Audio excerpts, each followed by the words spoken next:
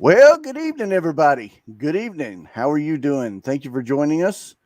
We have your Texas Card Dude, and we've got some special people tonight. We've got some very special people. We have some special ed people, and then we have some really young people, and then we have some really cool people. And I'll let you kind of decide who's who. But first, here's some guy that doesn't need any introduction. It's my friend and yours, Mister Ziggy No. Thank How are you. you Thank doing you. this evening? Doing great. An honor to be here, man. Thank you for having me on. Thanks for being here. I'm excited to be with celebrities. I'll be the special guy. I hear you. I hear you. And ladies and gentlemen, boys and girls and kids of all ages, and Aiden, we have Jason and Aiden on the line from the Wounded Warrior Sports.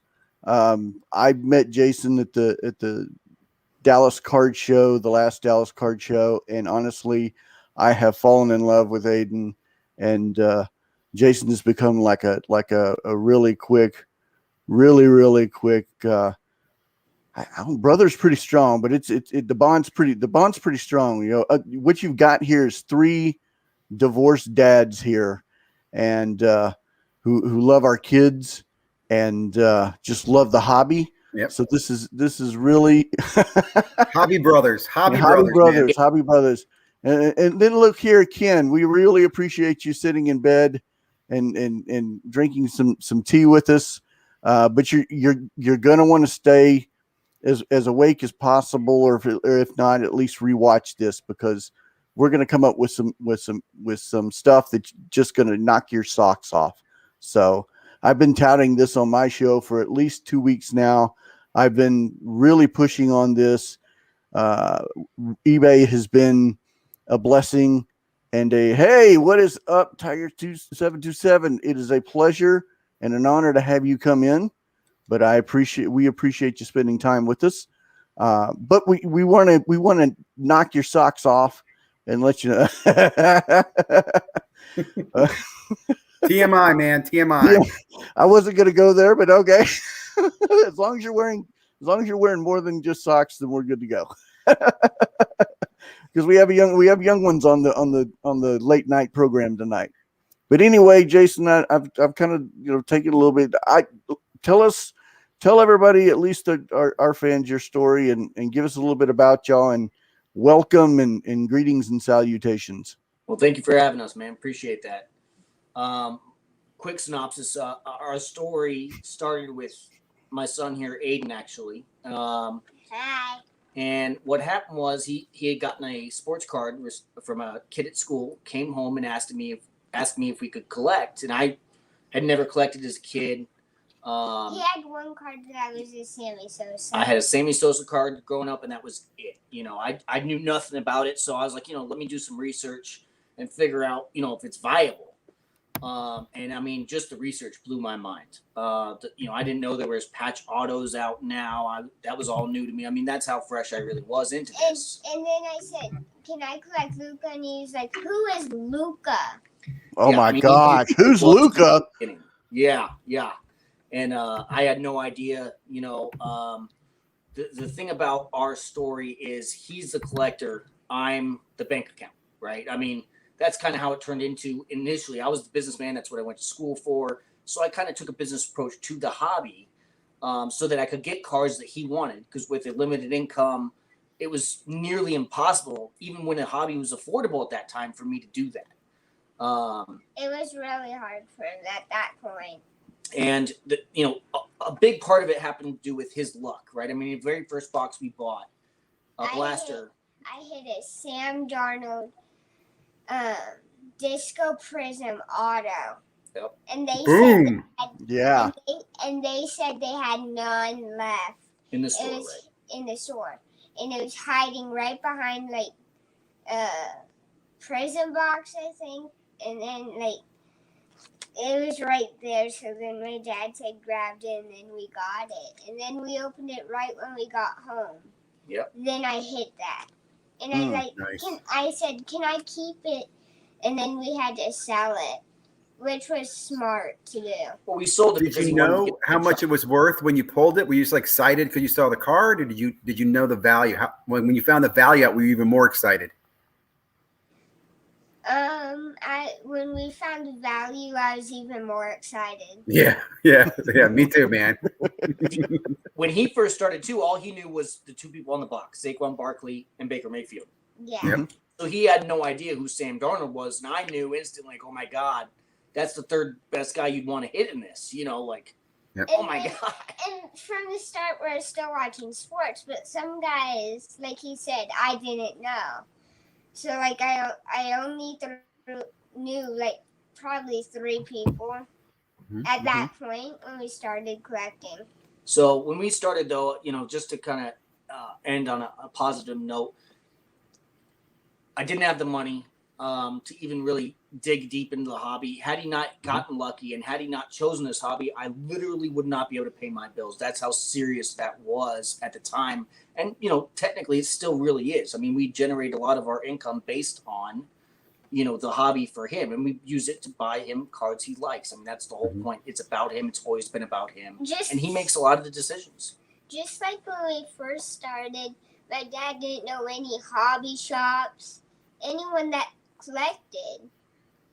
And that did this hobby. That would be the most surprising element to me about this hobby is the good people, not even good, great people and connections I've made along the way that I had no clue about. And I've met lifelong friends. He's met lifelong friends. People have been very generous to both of us with both knowledge and cards. And it means a lot to me because it solidifies our bond, as father and son. But it also provided an element where I could go take him to Texas Rangers games for the first time. Little stuff like that means a lot to him and to me, spending the quality time. Just like he didn't know anyone from the start, but when we started getting in, we knew more and more people. Just like I want to start getting into Pokemon, I have to learn more about it. Yep. Before I can start actually selling Pokemon at card shows and stuff. Now, for 2 seconds, I thought he said he wanted to start dating. Not yet. No, this kid will have two arms, 2 girls in every arm. He's ridiculous. I hear you. But I also want to, and this wasn't shared about my story in the past, but I do want to point it out. And I might get negative feedback for it, but it's something that's very personal to me that I believe in. I had severe PTSD from being a combat veteran in Iraq, serving on the front lines. That's where I got injured. That's why I'm 100% disabled. Thank you for your service. I appreciate that. And there is a light at the end of the tunnel, and it does not seem that way. In fact, when you start getting help, which I did as soon as I found out he was going to be born, it was weekly counseling for 3 years. Because when my mom met him, I wasn't even born. When I came, he still had PTSD, and he was still staying on the couch. And it gets worse before it gets better. I'll tell everybody that right now. The nightmares get more significant and it probably was like that, honestly, for the first year. Just really, really bad. And then you just keep doing it. You keep talking about it. And thank you very much, Beans Card Blog. I appreciate that. Thank you. So I want to give veterans and other people, not even just veterans, people with PTSD, hope that, yes, it does get worse before it gets better. But just, do whatever you can. Like I didn't even sleep in the bed with my ex, or around my son because I was afraid I'd start punching and screaming in my sleep. Nightmares are that vivid, they're that real, and they're based on stuff that actually happened. So you don't know when they're not real at the time they're happening. So I would sleep on the couch for a year straight. I mean, it just didn't matter to me, And just like me and my dad have asthma, the only reason I got asthma is because some of our family members, like my dad has asthma. But it wasn't because my dad started smoking. It wasn't. Let's just be honest here. I don't smoke. Let's just lift the covers up. All right. Say bye to everybody. Say thank you. Bye, and I'll come back later. How old is Aiden? Aiden, how old are you? I'm 8. You're a great young man. Keep doing what you're doing, young man. 6 years old, man. Thank you. 6 years old. I'll come back later. Absolutely. Okay. Absolutely, man. All right. Thank you, Bubba. Have a good talk. We will. See you guys later. All right, Bubba. Have fun storming the castle. What's Aiden's favorite sport that he likes to rip? Is it football? Yeah, football. Apparently. It's whatever he get his hands on, really. I mean, we opened up a lot of basketball. I won't kid you. Like, when we first, at the time, it was affordable, kind of. So we used a lot of what we made in cards to open up product. Yep. $100 for retail box 2018-19 Prism. When Prism Lucas were $15 each. Yep. I remember those days. Just were able to open up. Good old days. Yeah, right. It's like so long ago now. But yeah, he says football because he's heavily into Odell Beckham right now, but that ebbs and flows real quick with him. Who? Odell? Who? Oh, I don't know. The one thing I've learned about when my son says to collect somebody out of nowhere is I better go start picking them up. What, Bubba? All right, well, excuse me for a second. Father duties. Be right back. It's all about the kids, man. It's all about the kids. It is about the kids. And I think that's what's great here. And one thing I always say is that when you make these memories, you make these recordings, right? As Aiden gets older, when he's 18, maybe he's not in sports cards, but these memories will last forever. Yeah. And you'll be able to look back on that. That's why, my kids don't like getting on camera anymore, but the videos we have of when they were ripping will last forever. And that's when I do recommend parents do rip cards with your kids on camera. They build confidence and you build memories that will last forever. It's priceless. So again, like I said, yeah. So Jason, thank you for sharing your story. Appreciate it. Appreciate it. And so we'll move on to why we're really here. And when we'll back up, I'll back up a little bit and how you and I met, and then we'll go forward. So I'm walking around, and actually I met you and Aiden in the garage, and I just started talking to Aiden. Aiden has such an infectious personality.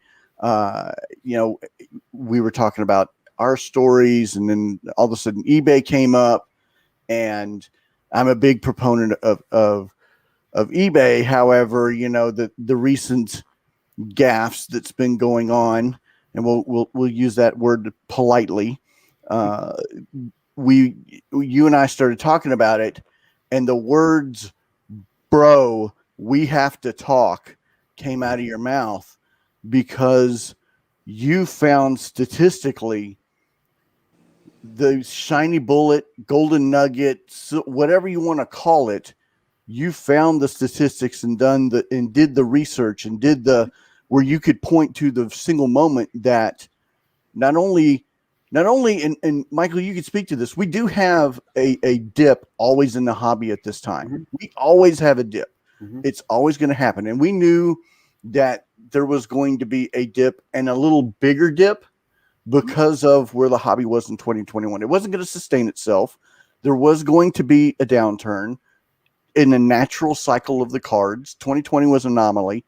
Yep. And then we knew that the bubble was going to slowly, I wouldn't say pop, but it was going to let some air out. Yeah, correct. And then eBay did what it did, and it didn't collapse, luckily, but it let the dog out of the it let the wolf into the hen house and really, really, really hurt the marketplace. And that's why I wanted to have this conversation with Jason and say, show us, Jason. Tell me exactly what you found that proves what Michael and I have known, or Ziggy and I have known all this time, is that eBay hurt the hobby. Yep. So it was the first time I got into the Big Dallas Card Show, and I was expecting to make decent money. Obviously, I had the cards everybody wanted, etc. It's not like I just woke up one day and showed up at the Dallas Card Show. We've been doing this and prepping for 2 years, so the opportunity was there. And to give a quick perspective, like you mentioned, back in 2020 at the time of the playoffs. So this was, literally the play-in time. And if you look back a year prior to that, the market a guy would put up 20 points and his cards would go up 400%. I knew, obviously, that wasn't going to happen like you spoke to. The extent of the increase would not happen like that. But I also thought at least we would see an increase, right? So I expected to make decent money. That's not what happened. So Could I interrupt you for just a second? Yeah. Tell us what kind of cards you brought to the show so that everybody knows what type of cards we're talking about. So I was talking specifically about ultra modern basketball, right? Mhm. That I had prepped, primed, ready to go for all the players, all the teams in the playoffs at that point. You're talking about big guys, Luka Doncic, John Morant, even, the new class of kids that were going against each other. And I didn't expect to make as much as I would have, like, that I did on eBay the year prior, but I definitely expected to have stuff fly out the door at decent prices, a profit. I mean, literally just a profit, right? And what ended up happening was Thursday night was a big deal. A lot of dealers made money. That's what happens. They go around, make trades before the public is let in. Then Friday, you start to see that kind of same component, but then the public kind of gets let in. And everything was great until May 10th. And all of a sudden, and I would stay up till 4 a.m. after the card show doing new comps. So, I mean, I was working my butt off. And all of a sudden, I started to notice there was a instant 33% drop in the market. And what had happened was it prompted me to go back to a conversation on Facebook Messenger. One of the guys I give advice to and help out. He's a really good kid. And he had messaged me, hey, dude, you got to look at what eBay just did. This is a pain in the butt. Now, that was all we knew, right? But I knew then to go back and look at that very moment of when eBay stuff changed. And sure as heck, I started off non-biased, completely non-biased. I looked at the coin collectible market as well. I looked at the shoe market collectible market as well. All for the last 6 months, including the time that sports cards and TCG all of a sudden were dropping 33%. Seemingly overnight, because it was. And it wasn't just overnight. It was literally within a minute. And I'll talk about that in a second. Okay, so what we're saying is the moment they turned on the recommended specifics is what you're saying. That very moment in time is the moment in time that we're speaking of. And that's this past May, right? May 21, May 10th, correct? May 10th at 9 p.m. On May 10th, I'll speed this up. On May 10th at 8:59 p.m., Luka base Prism PSA 10s were still selling consistently for $1,200, right? That's what we've seen all year. Nothing changed. He put up a triple-double that same night, May 10th, and won that playoff game. And at 9 p.m., his cards dropped 33% to $1,000. Just like that, at 9 p.m. on the dot. And I literally then focused on tracking every sale of Luka Prism PSA 10 from then until the card show, which was May 22nd, the day that so May 22nd was the playoff game, right? So that's the day that I knew something was going on. And I tracked it all the way back to May 10th, which is when my friend actually messaged me and said, hey, something's going on. And I kind of put it off. I'm like, all right, what? And I actually had fixed 186 of my listings to the new specifications of eBay. It took me 13 hours for 186 listings to fix their recommended specifics, just so I would get all that out of the way. So when the show happened on May 22nd, I had kids coming up to me like, well, the new comp on a PSA 9 is, 310. I'm like, what do you mean?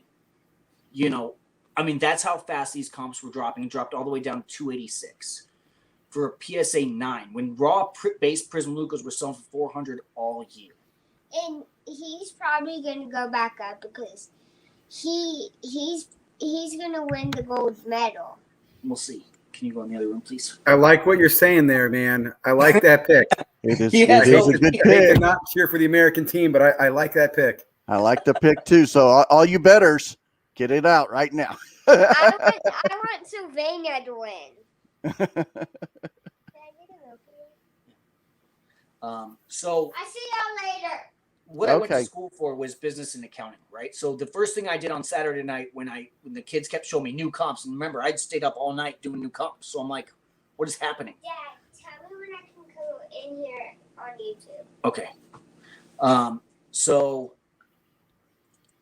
again, I compared it to the other safe collectible markets, right? The shoe market and the coin market, because I didn't want to just have a super focused, hyper focused. I'm biased against eBay. eBay is what got us all started, right? You sell raw during a profit margin. I mean, I made a ton of money the year prior during the play-ins, so I expected to make not a 40 to 50% increase like we had the prior year, but I knew for a fact that, like everybody else that blames we'll call it a collapse, right? That's how people are phrasing this.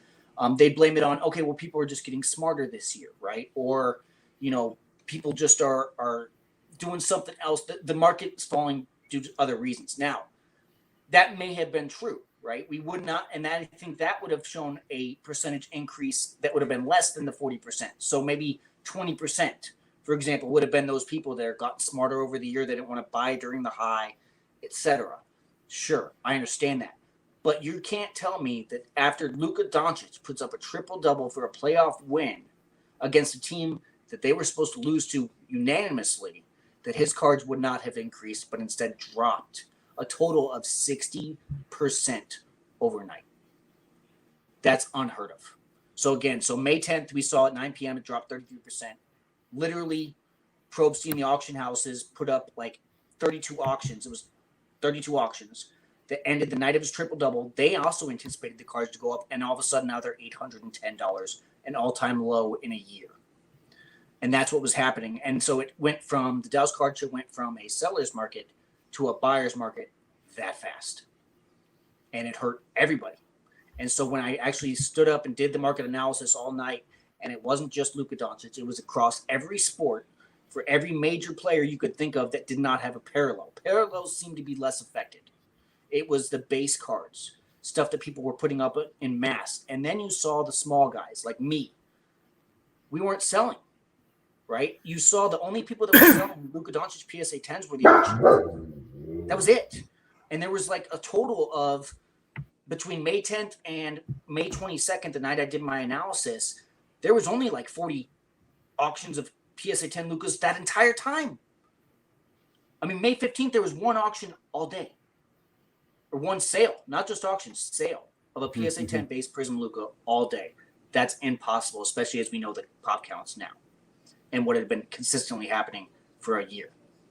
So that's what my market analysis found out. And I tried to tell almost every vendor I could and show them, because I wrote it all down, every sale, and figured out what the strategy was to beat it, which I came up with. Obviously, that's why I did the market analysis, was to figure out how to combat that. And the answer was obvious. You either buy, if you have the money to do so, right? You buy as many PSA 9s and 10s as you can at that price, or you sell raw and you try and hold your slab stuff as long as you can. And that was eBay 100%. So let me just ask, I know that change, it affected me. I don't sell as much on eBay as most people do, but how do you think that affected it? Did it affect the searching so that, for example, if I didn't have all those recommended fields in there and if someone's searching for Luka, I wasn't popping up, right? And the other guys were popping up? Is that? Yep. In fact, the other vendors, when I showed them my market analysis, these are guys that, own hobby shops and stuff, right? Yep. And, they have their customers consigned to them. They were like, I was wondering why I wasn't getting so many views all of a sudden and why I wasn't getting so many sales all of a sudden. And so it started to click for them what I was saying. And then they were like, oh my God. And I said, if you go to like add your recommended specifics, right, before it was required July 12th. So this is all back in May. You'll notice there's a little lightning bolt that's circled white. And literally as you fill in the item specifics for the recommended specifics, that little white lightning bolt switched to a blue and then filled in when you got it all. And it literally said, your item is now searchable by more people on eBay. And I was just, you got to be kidding me. But I mean, you look at it, like if you wanted to adjust specifics for like player, Trae Young, Luka Doncic, they weren't even in the drop-down menu as an option. That hurts people. People are not finding it. Me and my friends actually would search the exact same thing, the exact same card at the same time, and have different listings pop up or none at all. It was very weird.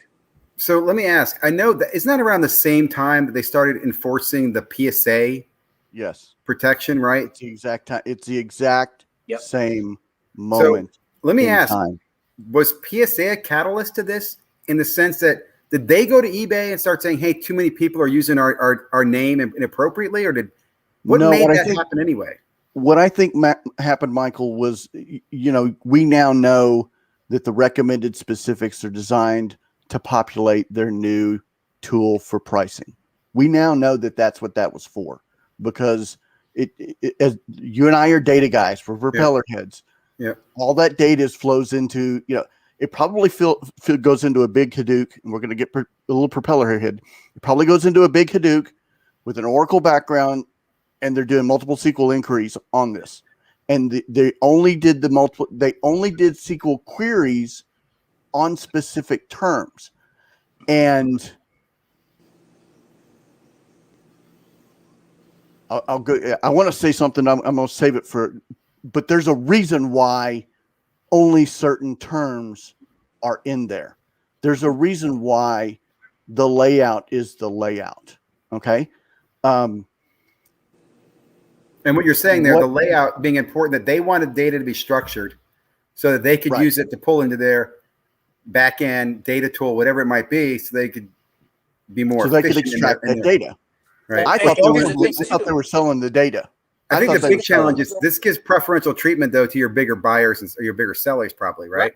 And the smaller guys who didn't change get squished out to the bottom of the freaking pack. Correct. Now go back to. If you also look in reference to what you're talking about, like the PSA, that's like what you're saying. Like if you put a PSA 10 on a raw card, it no longer allowed you to do that. It would pop up and say, hey, you can't put up your listing. You have to change your item specifics. You can't say PSA 10 if it's not a PSA 10. Yeah. But then there was also, I forget what you guys were just talking about, that rang a bell in my head. How the back end pulling the data, so they use data tool. Right. So we all used eBay as comps, right? But then if you wanted to get best offer comps outside of TerraPeak from eBay's own source, you'd use like CardSnoop and websites like that. Well, all of a sudden, what we also saw was they couldn't get in. Their formula, their algorithm that had always worked was no longer working. It would not, you could not type in a card. It would either say on like CardSnoop, it would just put up best offer accepted, but then it would show just literally the best offer. Like that wasn't the best offer. That was what it sold for without that. Right. So they couldn't get the actual data. And then there was another highly active site that people used that just couldn't put up, like it would say no search results at all. I think it was 130 point. Yes, 130 point. Yep. And that crashed. And people were like, oh, it's only temporary. No, they don't know the algorithm. They lost it. Something changed. They broke the API. That's exactly. I mean, come on. Yep. We're propeller heads. You know what exactly happened? They changed the Java code and broke the API. Right. And whether they did it on purpose or did it in development or a patch was not updated. I mean, come on, guys. Michael, you and I are in tech. Come on. Yeah. Come on, man. My thing about that was at some point, eBay lost a lot of money doing this to market TCG and sports cards that had been sustaining them a damn good portion of the time, right? I mean, they're making pretty good profits off of higher sales. So it didn't make sense to me why a company that big would all of a sudden, and it's not like they couldn't notice, right? I mean, you obviously, if we're noticing that the card just dropped 60%, there's no way they're not noticing that 60% of their market just, their profits or commissions just dropped. And that's where I was like, I don't understand how they could do that as a big company. They didn't roll it out in beta mode, right? They didn't test to see how this would work or what would happen or the impact. Didn't even notify anybody. Nope, didn't notify anybody. We all got the email at the same time, and that was it. But they'd already implemented it, right? So we were already seeing the effects of it. And most people I talked to, the vendors, like the old school vendors and stuff at the show, even though I showed them literally the empirical data, they still didn't believe it. Okay, so let's take a second. Michael, this is new to you. You're an analytics guy. You're a watchdog guy. This is why I wanted to bring you into this conversation. You tell me what you think. Well, again, I'm curious as to why, because like you just said, Jason, it's not in eBay's best interest to hurt their business. So I'm curious to know what the pressure was that made them make this change. Now, I think it's interesting you talk about the data tool, right? Because let's be honest. I mean, there's guys who are making tons of money building data tools, right? There's data tool market space for that. did eBay get aware of that? And they're like, hey, we're going to get, like, one thing I think they're going to do, I think eBay is going to buy one of the data tool companies, okay, and offer us a premium service to those people, because like they brought the Terapeak data in now, right. So that if you have a premium account, you could access Terapeak, and it would make sense for them to do that. I mean, they're looking at, hey, let's be honest, they're looking at Card Ladder, Market Movers, these guys going, they're making lots of money on our stuff, right? And I'll say this too, eBay is still the comp for the hobby. Right. Like you don't go to the card store. I don't know. At Dallas, did they pull up Market Movers or Card Ladder for a comp? No. They pull up eBay. Everybody still uses eBay. So it's funny. I want to blame PSA, but I only you because, sure you don't want to blame Panini on this? Well, I'm not going to blame Panini, but PSA, in the sense of what I'm saying is, in my opinion, when they became this new company, private company, they are all about maximizing profits to a ruthless amount. Okay. Yeah. Like let's look at the National. Why did they send graders to National? Because they knew chuckleheads would spend $250 for a card and they could still make money when they get home. You know what I'm saying? Like they doubled up their revenue. Monopoly, right? I mean, right. And so I think that they're the ones who push eBay. Like, for example, remember PSA Collector? Remember that dude? He had to change his name to this, I don't know, cardboard investor or something like that, because PSA basically sent him a warning. Hey, we don't like using our name. So I think as they became more monetized and more focused, they're like, look, we're going to, and I'll say this again. PSA's number one advantage is not their graders or their slabs. It's their brand. Right. And they know that, and they wanted to enforce that protection through eBay. And I think this is a way they did it. And I don't think, I'm curious to hear what your conversation with eBay was before I make a final judgment, but I'm thinking eBay was reacting to some pressure. And that's why they did this. But I agree with you. The reason they did it and the way they rolled it out was terrible, because again, I don't have a big eBay store, but I know you're right. I didn't sell anything until I changed my damn listings. I mean, nothing sold. Yeah. And I'm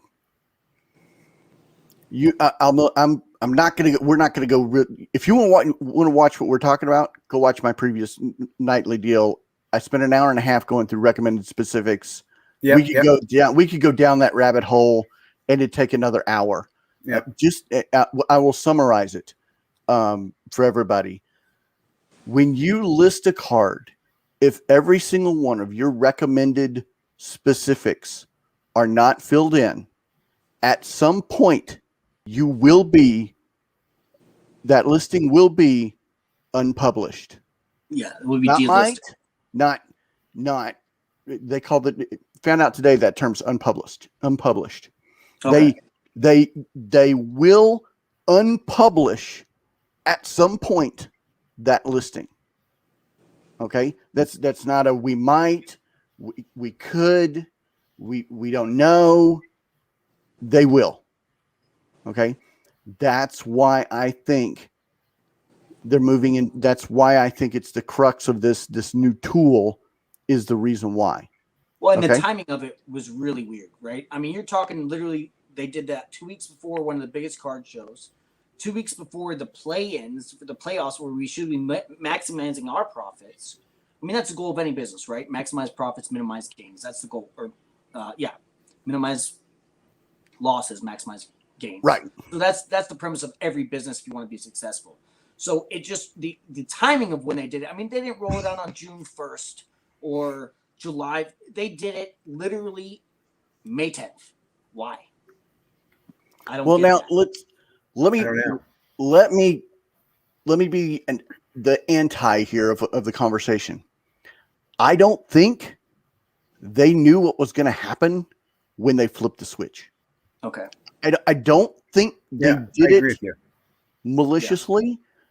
I don't think they did it like with ill intent. I don't think that they had. I think they were like, okay, we're going to do this, and the hobby will get used to it, and we'll ease into it.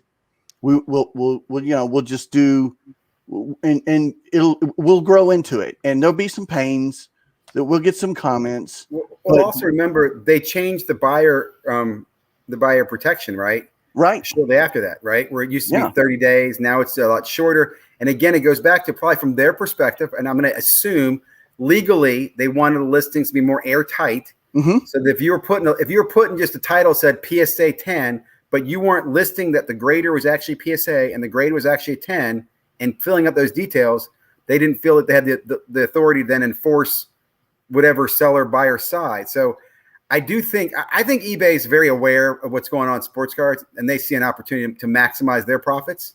Oh no, and that's why they're looking at the data tools, and that's why they're looking at, and they knew, or they think they'll get more sellers and buyers by tightening up that policy. Yeah. And I do think more people did sell or wanted to sell. I mean, I heard somebody talk about this, like before eBay's policy, I know as a seller, you take a risk about some guy sending you back a card 30 days later because the performance went down. Right. Or now as a seller, you have a little bit more protection, or at least we assume we do. Right. Yeah. Which reminds me. I also think they, but aside from the PSA obvious point, right? I think that we had just started to see a good rollout of fake slabs being created, right? Beckett was even all of a sudden being recreated. PSA slabs were being recreated. And then they added that recommend specific of, is it original or reprint? And I think that was good, right? Because there's people putting out artist cards. These are not artist cards. These are forgeries, right? Let's call it what it is. That's straight up fraud, copyright infringement. You can't do that. That's not an artist card. So I think that also played a decent part into what was happening, But yeah, I mean, the timing struck me really weird. And personally, right? Because I was doing it for a reason. Getting in this card show for me was me being able to protect my son, and I won't go into too much details about that, but it was, to me, I thought was the perfect storm of things that would be on the good, and ended up being a perfect storm of things that were on the bad. So I was personally devastated at the Dallas Card Show when I figured out my own research and I was going to make the money I needed. I was literally personally devastated, almost brought to tears while I was at the show, realizing I'm not going to come anywhere close to my goal. That was devastating.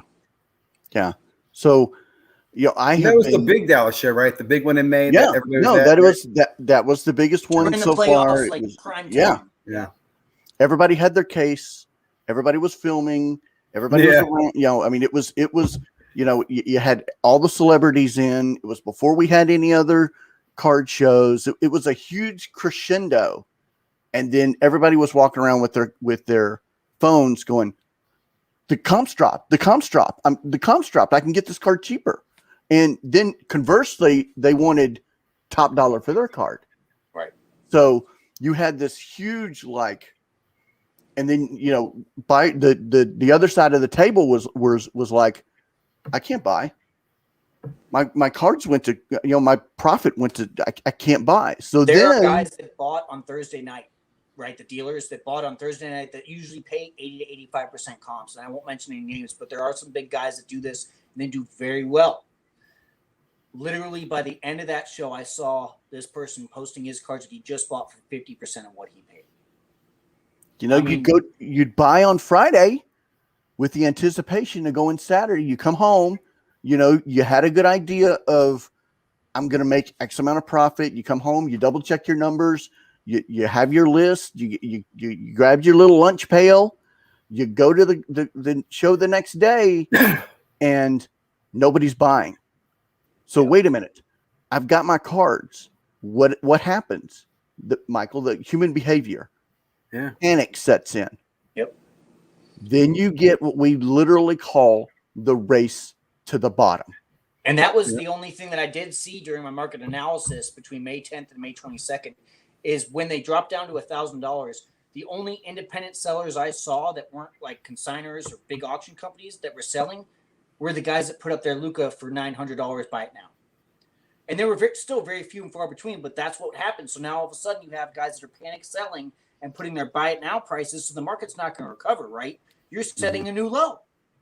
It can't recover when people are panic selling at $900 and they're trying to race to the bottom. $800. I mean, it was incredible. And I mean, I couldn't buy.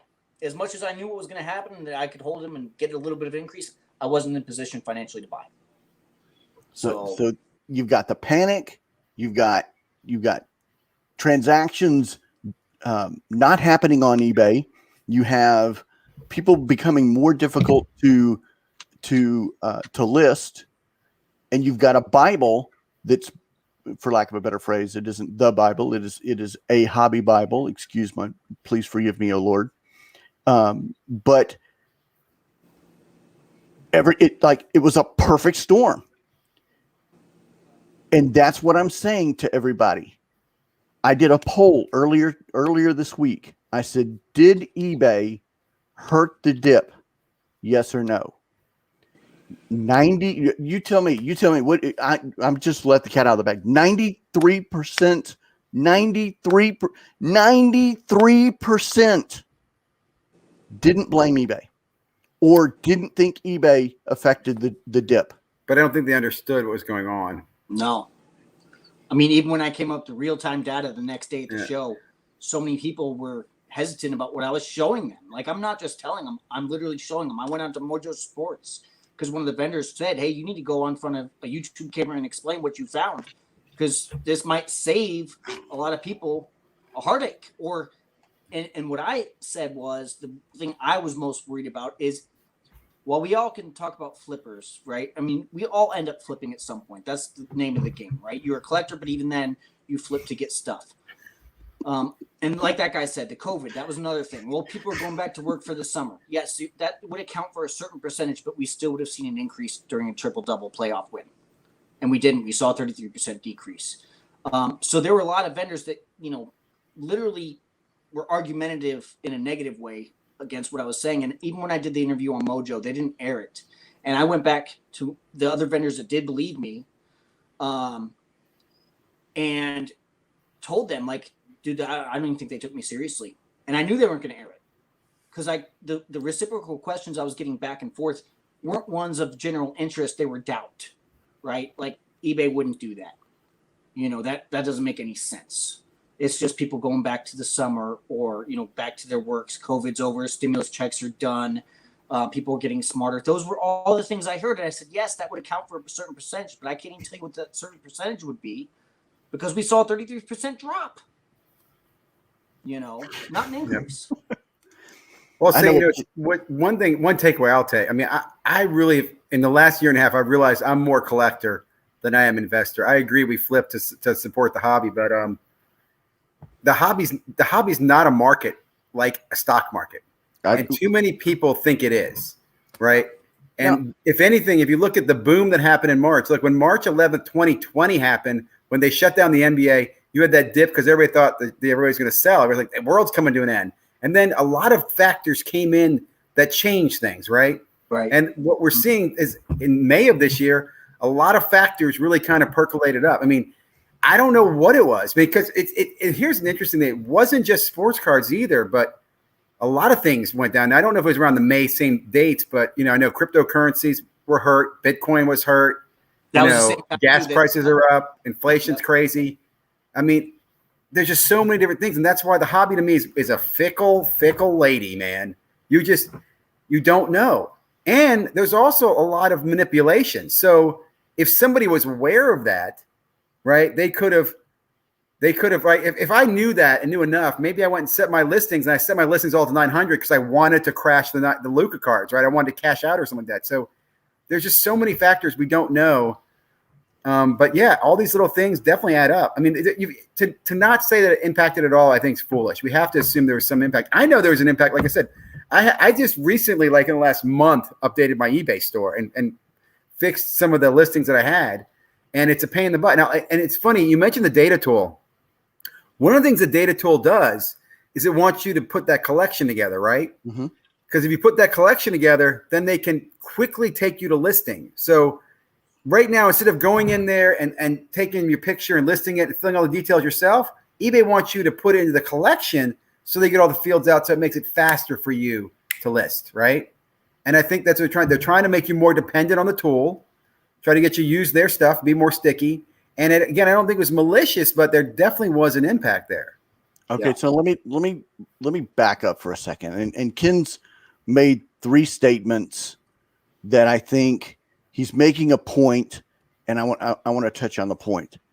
Yes, you are correct. It is not all eBay's fault. Mm-hmm.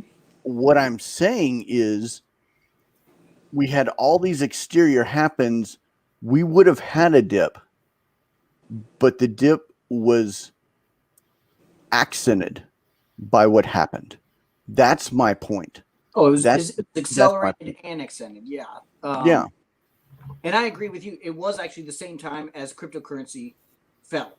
And that was because the China regulation had just hit that same weekend as well. So anything that helped the hobby, right, also has the same factor to bring it down, the potential to bring it down. Same impact, negative impacts and positive impacts will eventually happen. I mean, it will equal out, right? Law of averages, that will happen.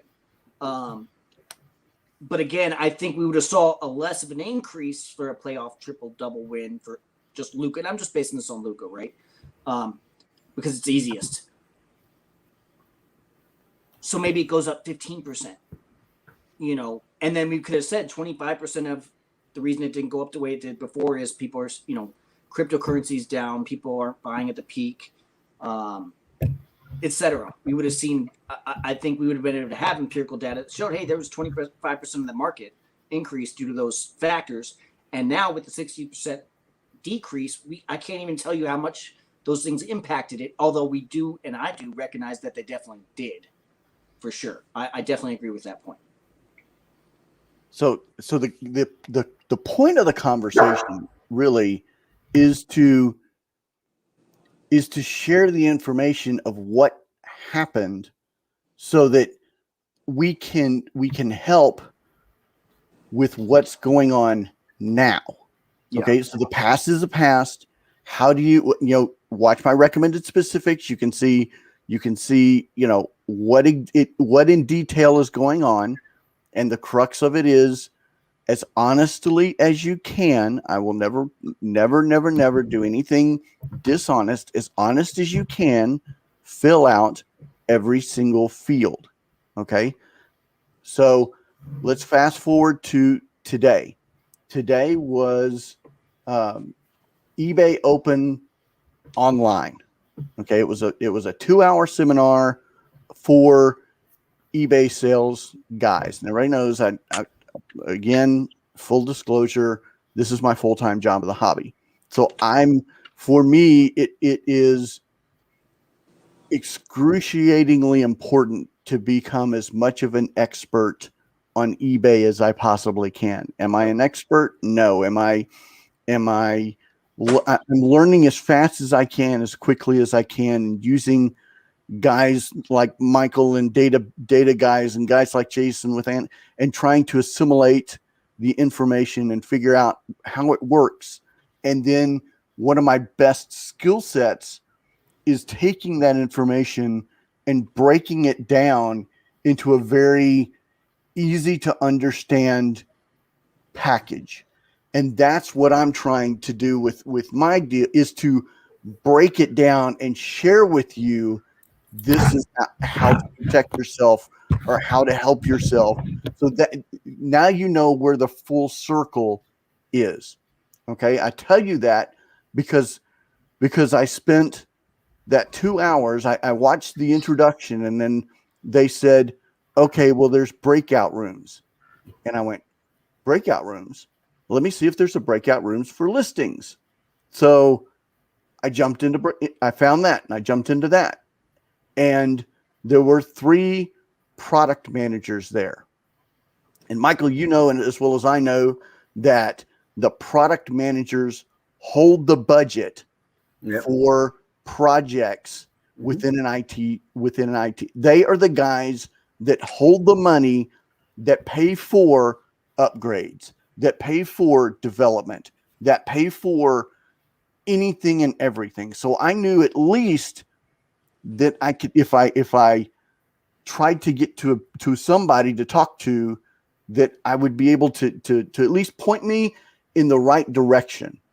And I took the position of, help me, help you, help me.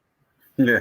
And I said, who can I go to? Who can I talk to about the pain that I am having with listing cards and the pain that recommended specifics are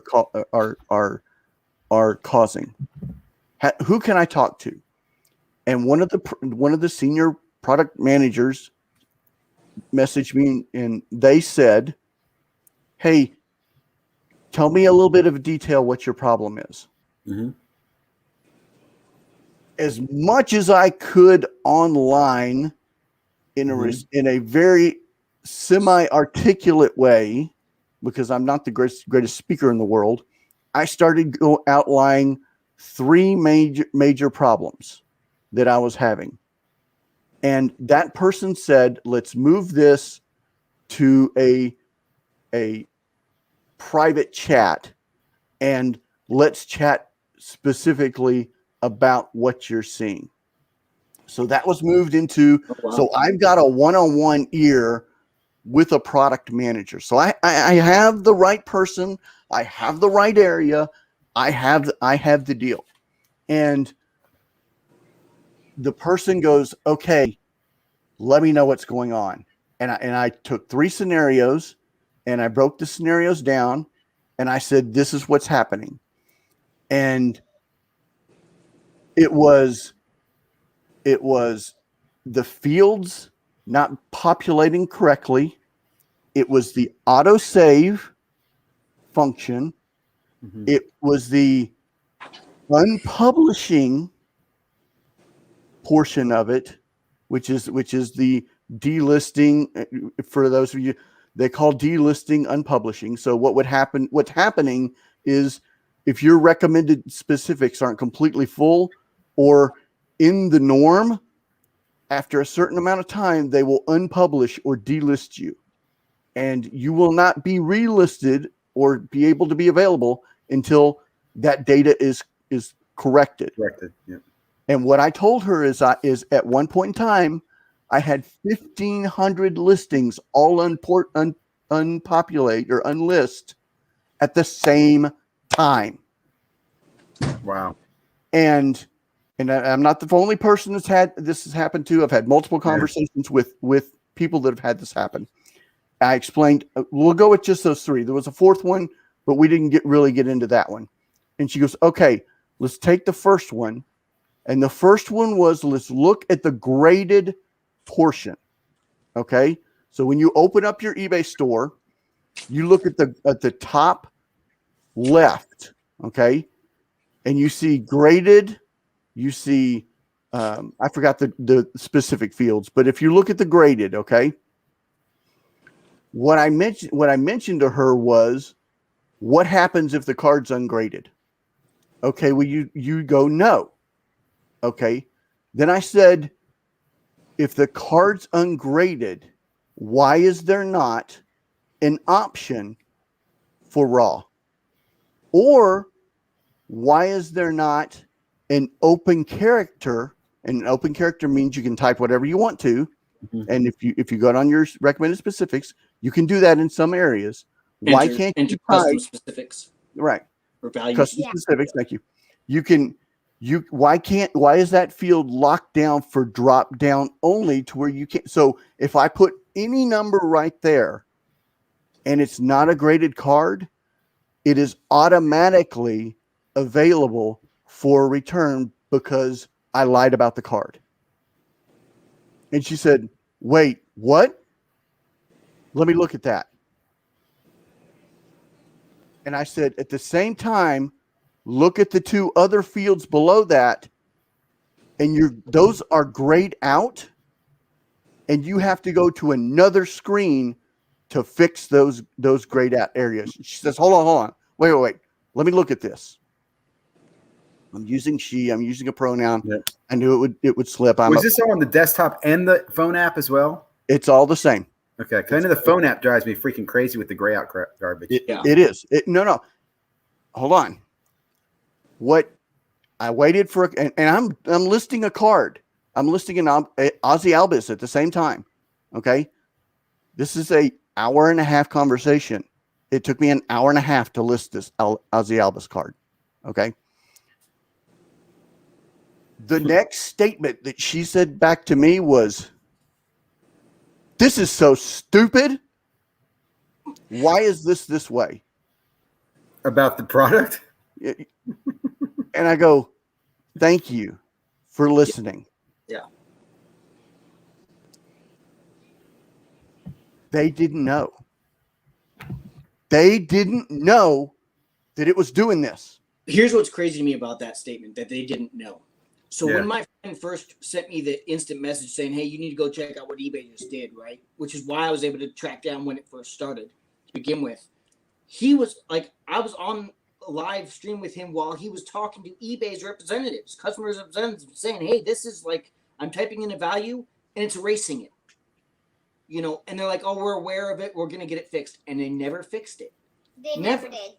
So it's like it didn't go through the proper channels. Like it didn't go to a project manager in IT, right? Instead, it just stayed on the customer service line. We're aware. We're trying to fix it. Well, they weren't, obviously, because it never got rectified. And it still does the same thing that you're talking about 2 months later.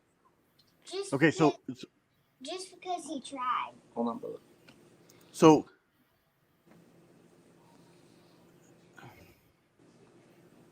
when several statements later, they said, thank you. I don't know why this is this way. And I said, what I probably wasn't done maliciously, and it was probably done for the specific tools. A coder did it and didn't think about the end user experience. That happens. That happens in coding. When a coder gets into a zone, they think about and they don't think about the end user. And there's got to be some rules set forth by the senior product man, or the person above her, director, VP, whatever level, that their edict was they needed this information and they needed it in this format. So that crux, getting to that moment, took about an hour. In chat, right? Yeah, This is an over audio chat. Yeah, Over that's chat. painful. And then I said, take that same scenario and go to the autograph section, and you and I can have the same discussion about the autograph section. And she goes, okay, well, what's another problem? And I go, please kill the autosave function. And she goes, why? I go, because it's taking more time to list, because it keeps erasing, and I'm having to autofill or fill in the information 2 to 3 times. Mm-hmm. And she went, no, it's not. That was another portion. The last portion was, hey, did you know I have to go to, I can't fix this recommended specific on this screen? What do you mean? I can't fill in this recommended specific here. So I have to go to a different screen, wait for it to update, keep hitting refresh, and then input the data, hope it sticks. Yep. Yeah. And then if it sticks, wait a minute to make sure that it works. And she goes, that's stupid. Yeah. And then I go, do you know that y'all are unpublishing listings? She said, no, we're not. Well, they knew about that because they sent us an email saying they were going to do that. Exactly. So I gave her a specific set of my data points that I believe will unpublish in the morning. And I said, I expect these to unpublish in the morning. And she said, well, let's look at them in the morning at the back end. And if it happens, then we know that there's a very serious problem. I go, it probably won't happen now because you're watching, but, but I told her I still have 1,120 plus listings that I have to repair out of 1,446 because you want recommended listings.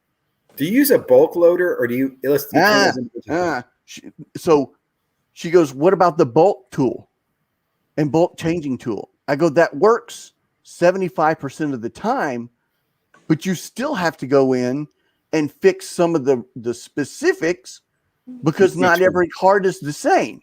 Yeah. So you still have to touch every card. Did they say anything about the less. whole like graded slab thing where like there's only an option for used? There's no new, or you know what I mean? Like on the condition, and then it types in the condition description after you type in you or put in used as the value, because people are asking that constantly, including myself. Like, if it's a graded card, it's still new, but yet we have to list it as used for every single thing. It's only used, and you can't change that with the editing tool. So this is the way my logical brain works on that. If it's out of the box, if you've opened a pack, it's used. If it's not factory sealed, if that's factory sealed, I'm sorry. I could list sealed product. I'll still have to put used. No, you just leave it. You just leave it as that hyphenated, and but all cards then are used. Is correct. Correct. Every raw / graded naked card is a used card. So why even give me the damn option? Why if I list because you have to have that. It is encoding. Come on, Michael. Encoding. It is easier to have it for everything than to only have it for a specific thing. Yeah, that's lazy coding. Yeah, it is. That's lazy code because what also doesn't sound like this is a well thought out deployment. Well, that's why I said, I mean, why not put this out in beta to find out what the end user experience is, that it wouldn't impact the people's listings actually showing up or sales. I mean, I don't understand why they didn't do that, and I don't know IT, but I definitely know business. Or give you a grace period, right? Like 90 days before it. Right. I offered their at grace least period was 3, if not 4 times to go on Zoom and just say, just let me show you. Please help me help you. Help me. Because this is taking too long. And I please, I will offer this for free. I beg you to let me show you. Here's my LinkedIn profile. I kind of know what I'm talking about. I've been in IT. I've been in back end. I kind of know what's going on this data set. I've got a database background. I know. I'm kind of like which makes it more frustrating. What's the Office Space line? I talk to the customer so that the programmers don't have to, or something like that. That's let me be that guy. I mean, that's. I'll be back in a little bit. To me, like, time's money, right?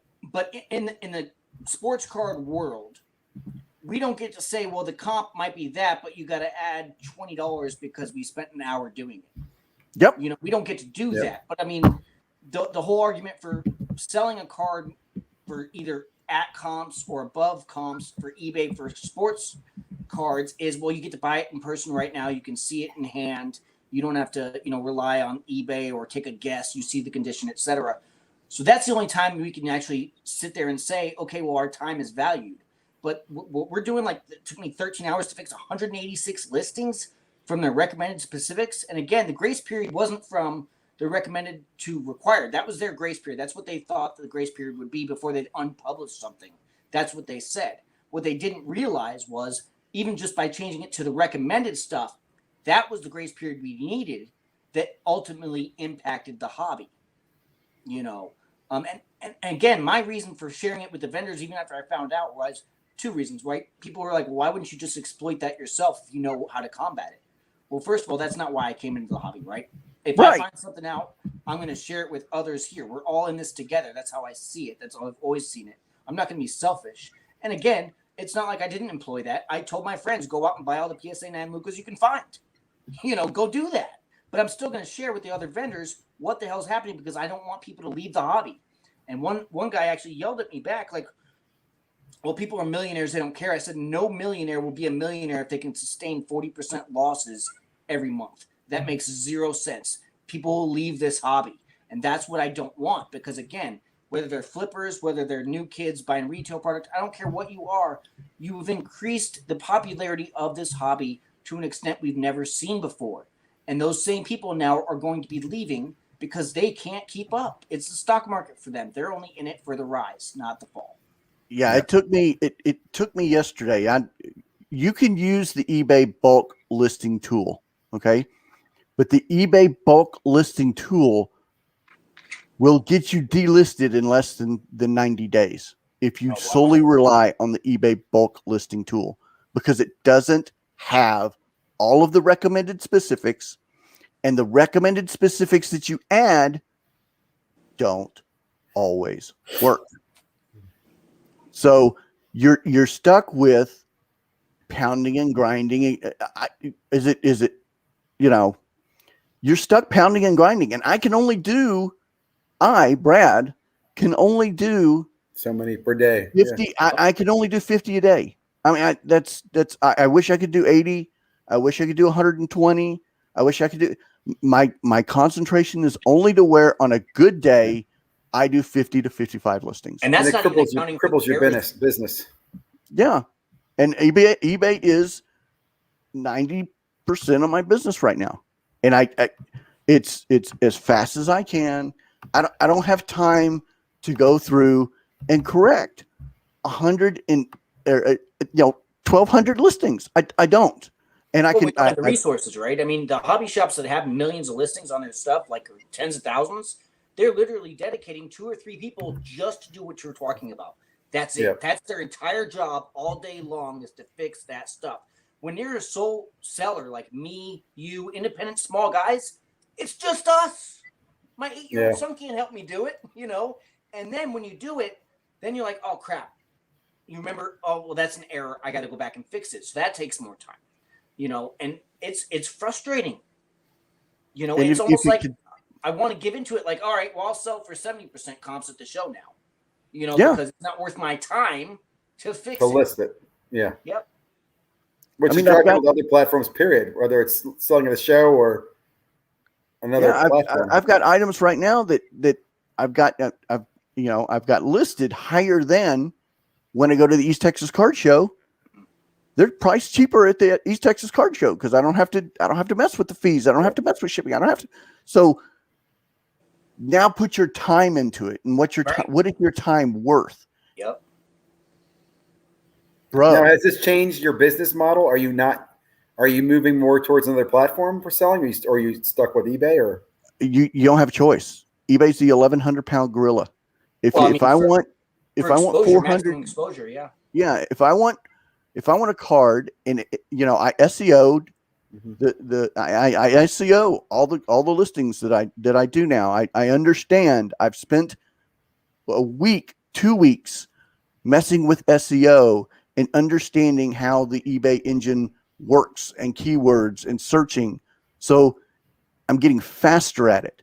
But that mastery has now been able to pull in Google listings and Yahoo listings. And why would eBay is probably the 3rd or 4th largest search engine tool in the world. Why would you go away from that? The SEO and statistics, once it gets fixed, it's battling through the challenges now.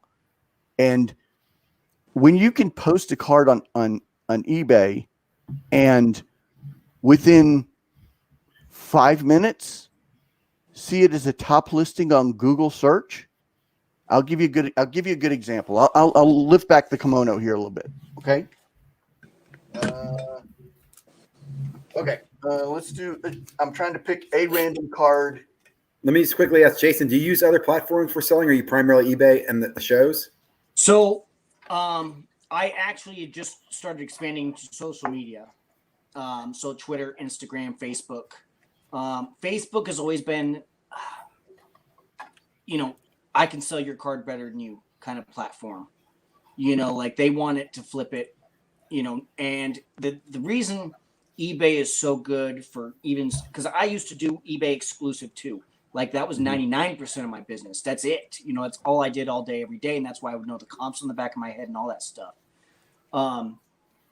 And for example, if a guy puts up a 30-point game, we'll just, or a guy hits a home run, we used to be able to post that card right then and there to sell at a premium. You can't wait for the card show, right, to come by, because then the card's devalued again, right? I mean, you want to hit it as the market peaks. And the only platform to really exploit that is eBay, because that's the first thing that everybody goes to. Yeah. I mean, even in poor taste, you look at Kobe Bryant's death. What was the Yeah. first thing that everybody sold Kobe Bryant cards, not only for the cheap, but also on the expensive? It was eBay, and it's the only thing where technically it has a contract, right? Like eBay has a contract. If you put a bid in, you're supposed to honor that. You can't do that on Instagram or Facebook or, Twitter. And the other problem with the social media that I've run into so far is even though I have 100% feedback over 550 plus on eBay, as a new seller on Instagram or Twitter, people don't know who I am. Yeah. Right. So you need a vouch post. Well, now I have to go contact all my customers on eBay, see if they even have Twitter and if they're even willing to do that. It's hard enough just to get positive feedback and then not forget. Mm-hmm. Yeah. Now I got to say, hey, will you go onto my Twitter and leave a little vouch post for me so people know I'm legit? I know that'll come with time, but it's a grind, and it's something new. And I don't know enough about the social media selling platform yet to give a direct answer as to whether it'll become a primary source. I would like it to be, right? It's easier to deal with.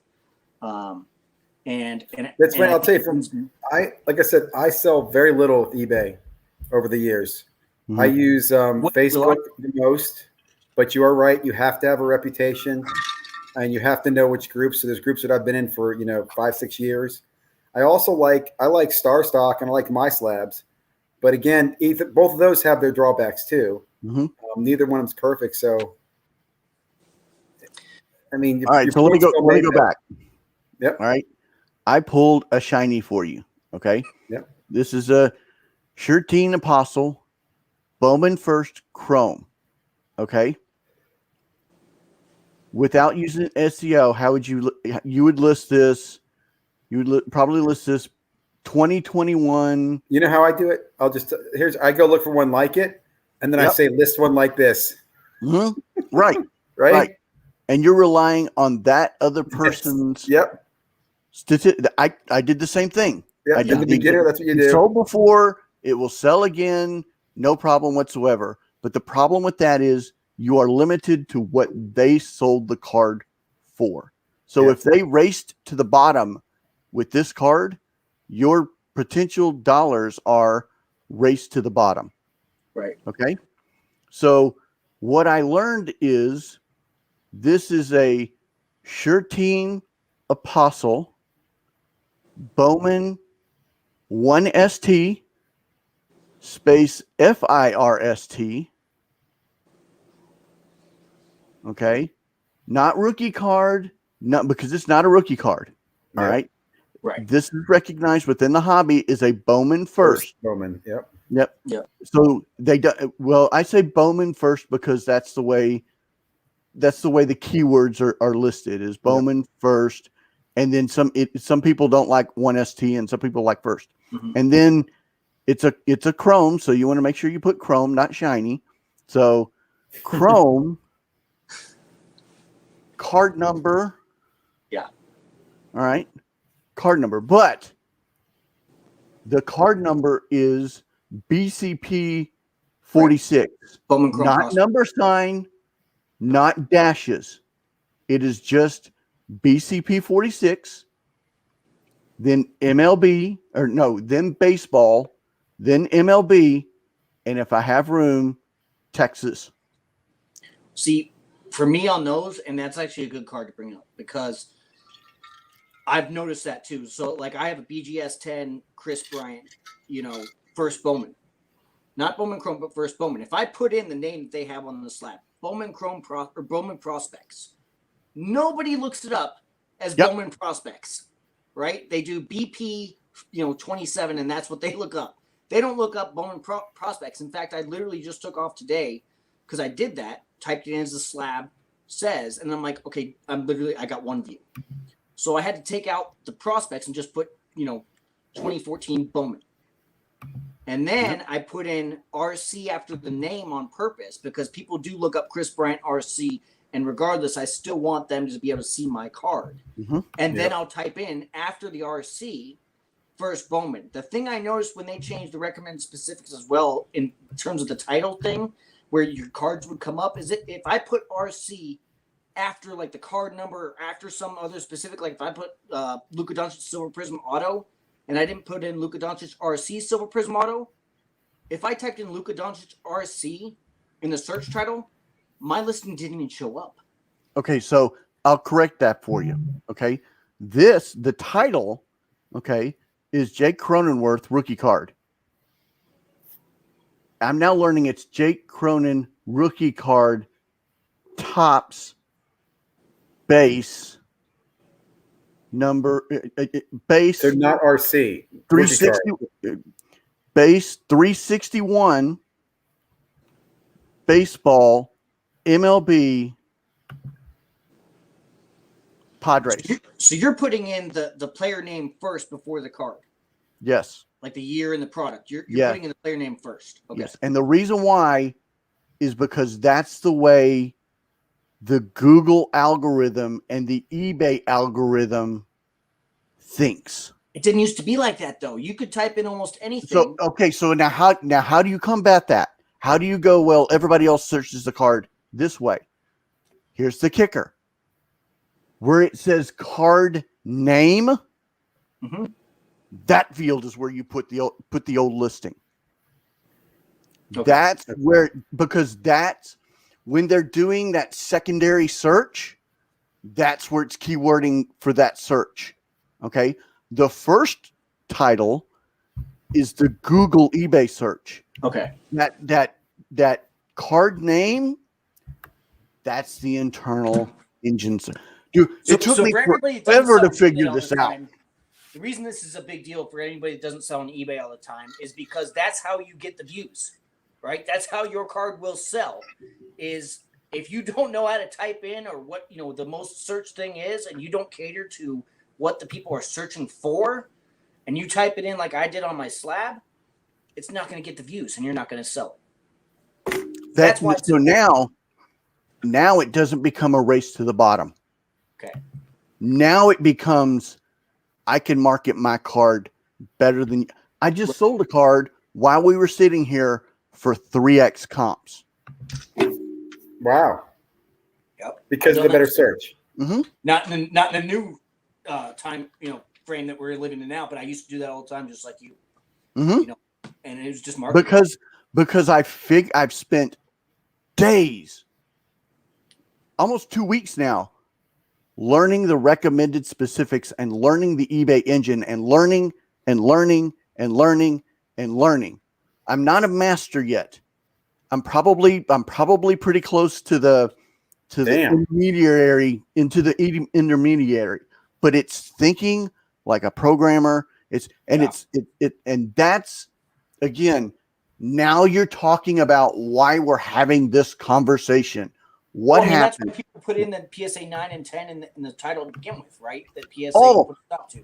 I mean, because it was better marketing. If you want your card to come up as a raw card, now I will tell you, I am guilty of that. But the difference is, when I put in PSA 10 or 9, I literally meant that's what that card would get, and I still listed any or all defects.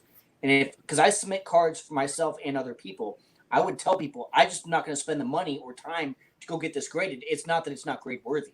It's definitely a PSA 9 or 10, and I can stand by that because I do it all day, every day for myself and for others. And people would list on my feedback. You'd see it on my shop.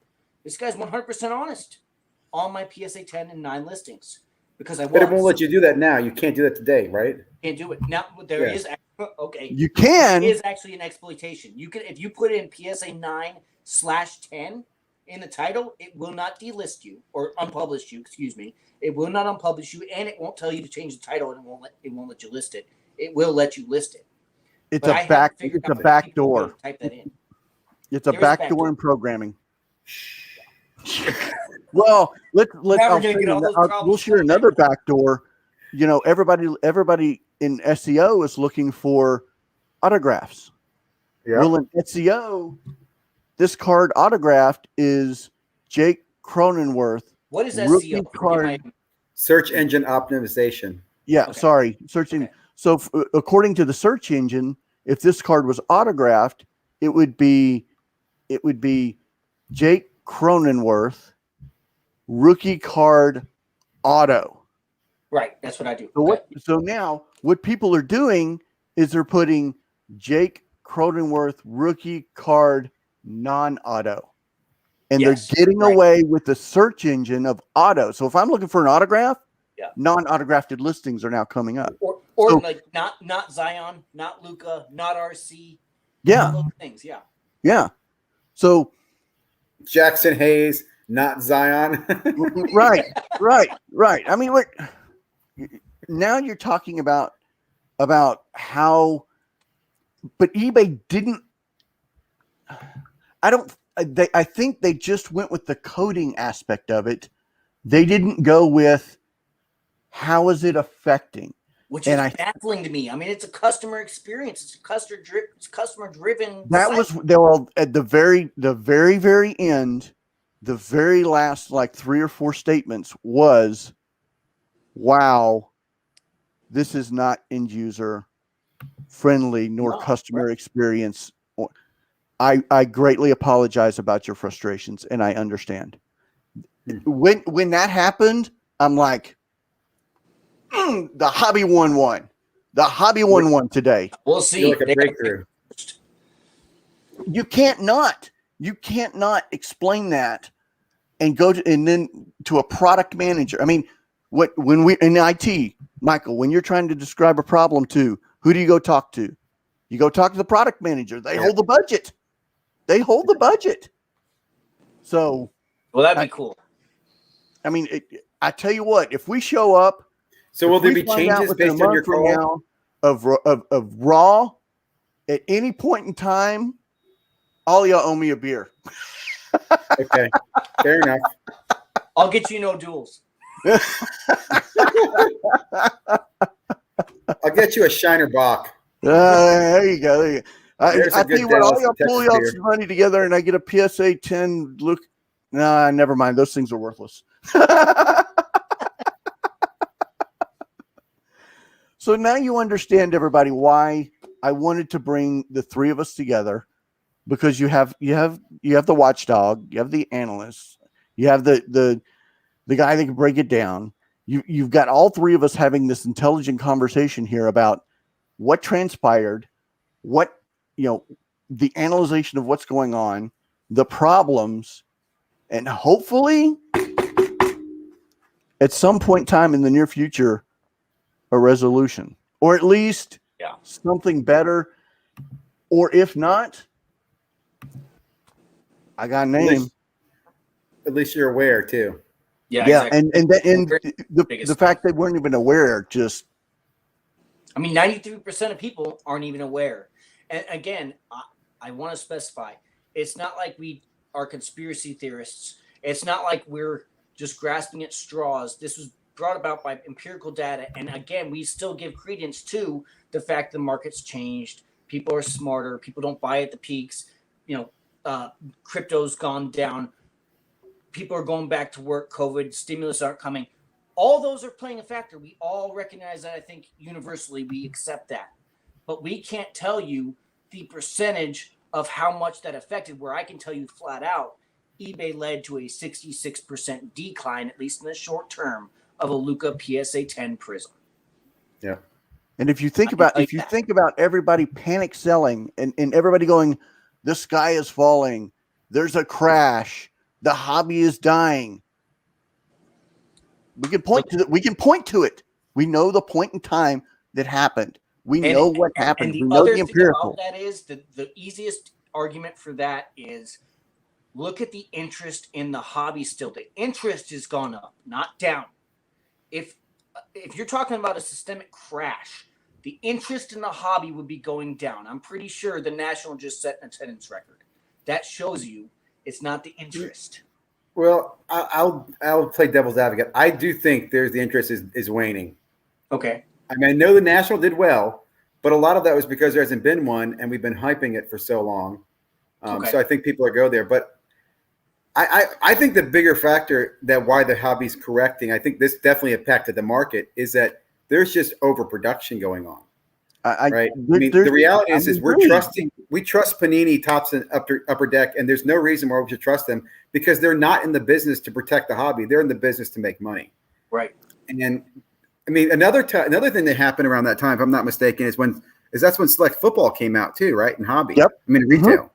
Yes. And that crushed the market too, because every damn box had a shiny silver Herbert. I mean, every box had a shiny quarterback in it. Every box. I mean, look at then, Chronicles, right? I mean, same thing. Right? I can get a Herbert, a Tua, and a Hurts all in the same dang box. You know, all in the same pack, actually. And another good example, I remember, look, I've been chasing Prism. You probably know this, Jason. It used to be Prism would come out in retail and it'd be on the shelf for maybe 2-3 weeks. There were 2 or 3 drops and it's over. It's gone.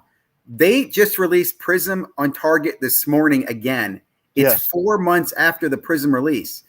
That's not because of anything besides overprinting. There's just so damn much of the product. Right. And I mean, again, all these factors are hurting us at the same time. Yeah, the demand is there, so they're matching the demand with the supply, and that's where it gets dangerous from a business aspect. Yeah. Well, also remember, so here's another thing. Last year in July, Panini, I remember listening to an interview, and Panini said, hey, we hear people can't find retail. We're making 2 new products, and they made Hoops Premium, right, which is a BS product, and they made Donruss Clearly, another BS product. And I say that because they didn't make anything new. They took the same damn images from the same 2 products and just put different plastic. Right? Instead of giving us paper or shiny, they gave us acetate and they gave us, premium. It's BS. So and then at the same time, they started making more products for this year. Like this year, they're over manufacturing. And they're saying, well, because you can't get it on retail markets. We can't get in the shelves because you don't put it in the damn shelves anymore, Target.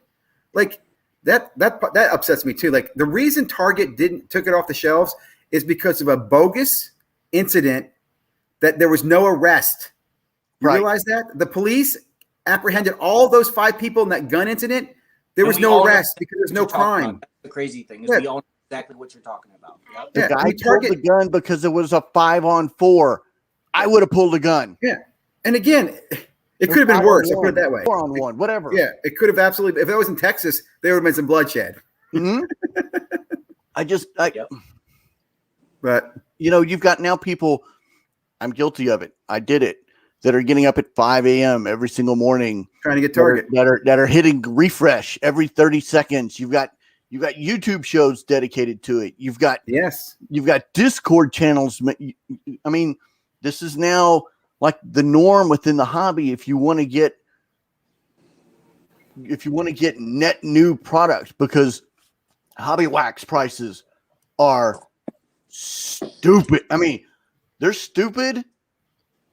There's like Dumb and Dumber stupid, and then there's what wax prices are right now, and that hurts the people that are just coming into the hobby, right? Like absolutely, and that's what I'm saying. It's keeping people coming because $2,500 on release day. We all know there ain't no way in hell that's going to sustain, none. But the guys buying it are thinking, okay, well, we're going to sell it for that, or they're just straight up breakers and they make their $500 profit, and that's the new norm. Whereas people like you and I can't even take my kid to the hobby shop and say, open a box. No, it's instead maybe open a pack. That's it. And it's been super hard. And then you're going to see the new norm of, well, if you want to get product to resell, you better create a bot. Here's another thing that disgusts me is if you want to talk about it's distribution. Okay, the disties, you know what disties pay for a box of Prism? Oh, I know now. $20 a box. I know now, yeah. $120 a box is their allocated price. That's because it hasn't gone up much in the last 5 years. First off the line, when it came out in 2017, what made first off the line special was Panini was selling it to you at suggested retail price. It was the first time they did it. And then they invented the Dutch oven. And all the Dutch oven does is it bakes the price up like dough. And we've gotten so greedy. Well, then they had the Dutch auction, though, before they actually did the buy it now price on release days, right? It used to be exclusive Dutch auction on release days. Now it's just $2,500. You can get it. Yeah.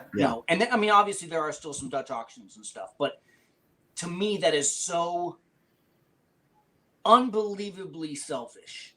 Yep. And again, I get they're in there to make money, but when you're packing up, like you said, and you're redistributing retail after retail after retail, and then let's look at Michael Jordan for an example just right now. Decade of Excellence. That was Marx's reprint for 10 years, right? Yeah.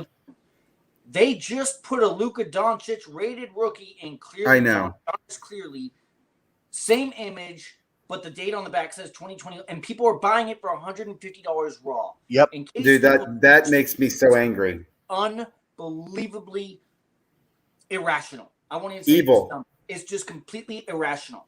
Evil. Another one that makes me sick was last year when they introduced the gold wave. Okay, for years gold had always been numbered to 10, and now you've got a whole plethora of gold wave cards which are not short printed. They're just there to trick the ignorant person who goes, "Oh, it's a gold card. It's got worth a lot of money." No, dude, it's a gold wave. It's not worth a lot of money. Relax. But you're right. There's so much deception. People would say out of 10, right? Because that was the assumption. Yeah. Gold out of 10. And if it was tops, it was out of 50. Mm-hmm. Tops was out of 50. I was telling people, I'm like, okay, but the pop already in PSA is 26, man. And the pop in BGS is 24. That's 50. Yep. Well, maybe they crossed over. I forgot about that. Don was clearly rated rookie. That card makes me sick. Mm-hmm. Yep. I just don't, and the prices people are paying for it, I don't understand. Let's put it this way. In 10 years, when kids are out there or adults are out there buying, they're gonna be fooled by that. It's what, a third-year card, right? Is that a third-year card? Yep. And it's got rookie on it? Yep. Yeah. Same that should be illegal. Rookie symbol, everything. I don't think Topps has ever done that. Have they do that? They're pretty strict about – baseball's very strict about the rookie card logo, aren't they? No, they'll release different versions of – so, like, they'll release an Optichrome of a rated rookie or, a rookie card. Yordan Alvarez? Yeah. Yordan Alvarez? I mean, they've done it. Yes. Yordan's one of those cards that is worth less than $30 in a PSA 10 right now. Yeah. He's on the list. So is Gavin Lux. Gavin Lux is under $20 as a PSA 10. I mean, look, he's had two, and I argue this year, Rookie Cup, they tried to make a rookie card. So Yordan Alvarez, 3 years of a rookie card. I think they tried to sneak that in. But isn't there only one has the RC logo on it, right? Or do all three of them? But two of the three. Yeah. Oh, that's bad. Yeah. Two of the three. One of them has the RC logo with the rookie cup. So, I mean, we actually have a really good question here. We have a really good question, and I'd like to hear both of y'all's opinion on it. And this is repping Rajon, though. I would. This is a hobby hotline dude, and Michael, this is back from the day. So, I would send it back because that just makes me mad. I mean, I have sent it back. Like, I've done that, and I have sent it back. Well, also, I remember back in the day, like back in, I think it was 2017, someone posted a picture of the gold card, and they put a silver card next to it in the picture, and the listing said gold. And when you got the card in the mail, because they ordered it, it was only silver. I'm like, "Where's my gold card?" He goes, "Oh, that was just in the picture." I'm like, "What?" Oh, no. I returned that one. No. I totally returned that one. I was happy to return that. That's bait and switch hardcore. Absolutely, it is. People that are just entering the hobby, right? They don't understand that the gold waves, the red waves, the T-Mall, called T-Mall, right? The Asia exclusive, all that allowed Panini to do was put in a card that supposedly is a case hit or a box hit and reproduce the hell out of it because it's not numbered. So they can create as many of those as they want over and over and over again. So there's not going to be out of 10. They give the illusion they're super short prints, and maybe they are in terms of a super short print where super short print used to be like 25 or less, right? That's what we all understood. Yeah. Well, that's changed. Now, if it's like 300 or less, it's an SSP. Yeah. So if you know that, you can see the direction this is going, and it's not a good one. It's funny you mentioned T-Mall. So T-Mall and those choice products were originally designed to be light on shipping costs to outside the United States, to the Asian market. So they didn't put base cards in them. They were just hits only. But then everything's damn T-Mall. And I'll tell you, for example, no one in Asia is buying T-Mall NFL. Or maybe five guys are. It's just another thing they make so we pay more for it. Because like T-Mall, another one is the H2, the hybrid. H2. Every product has it's released. For Select. Yeah, H2 Select. Yeah. Well, we know that one of them's name's Dan. And hey, don't worry. There's going to be White Sparkle coming out next. White Sparkle Select. Yeah. There's already White Sparkle out, Phoenix. Man. There's already White Sparkle out. Well, everything is sparkled. For Select, it's Cosmic, not White Sparkle, which looks like Nebula. Which people somebody tell me what a prism is? What's a prism? Is a prism a refractor? Is it a prism or is it? So prism, yes, prism is refractor, but it used to just be limited to refractors. Now it's everything. Because you're right. All the select blue cards are going to be prisms. Those are all going to be blue prisms. So there's Panini, Prism, Blue Prism. Yeah. Another one too. You see people who list base cards, just call them silver because they're silver color. Right. Oh, right. Yeah. Uh, They'll even go so far as to take a picture of a base silver with the sun reflecting on it so it looks like a silver. I actually to make it look shiny. And I looked at the price. I'm like, okay, there's no way that's a silver and still be up. So I wrote him. He's like, oh, sorry, that was just a reflection. I'm going to take a better picture. That's misrepresenting the card. Yep. I just look. I got a quick question. Honest people in the hobby, there's going to be dishonest people and people out to make money exclusively and have no integrity or values behind that. So Let me ask you a question. Is it illegal to make a reprint? Depends on if it's licensed and marked as reprint. Exactly. The license matters. If Panini or Topps does it, it's legal. If you or I make it. Okay, but if I do it, if I make reprints, who's coming after me? Oh, you could easily get copyright infringement. Yeah, come on. Now I know what you're going about. It's art. The only person coming after me is the manufacturer, and they're going to sue me for money. No one's putting me in prison for it. I'm not facing any criminal time, right? So what is the penalty for doing it? There's no penalty. My point, you know what I'm saying? Dude, it's art. Because my lawyer if I get a letter from the lawyer, let's say I make reprints of the Michael Jordan card and I sell a bunch and I make a bunch of money and I get a threatening letter from Panini. Okay, I won't do it anymore. I already made my money and I'll give you a cut. It's cease art. And desist letter. And most of the time that's what happens first, right? Yeah. They'll send you a cease and desist letter, but you already made the money. Now, yeah, exactly. Then you come with perpetuity damages. But in the meantime, we're going to send you a cease and desist letter, but you just made $1 million recreating a bullshit card. And then you send it to GMA because they slap art cards. Yep. Or you send it to ABC Grader and they'll slap it for you. I mean, right. I mean, okay. Okay, let's end on a positive note. Okay. I still love the hobby, man. I still love the hobby. Are you talking about this type of card right here? Right here? Is this what you're talking about? But that was it looks cool. What is that? Oh, is that a custom made card? Yep. This is the ASCO card. It's not a legal card. Yeah, is that a real auto? Nope.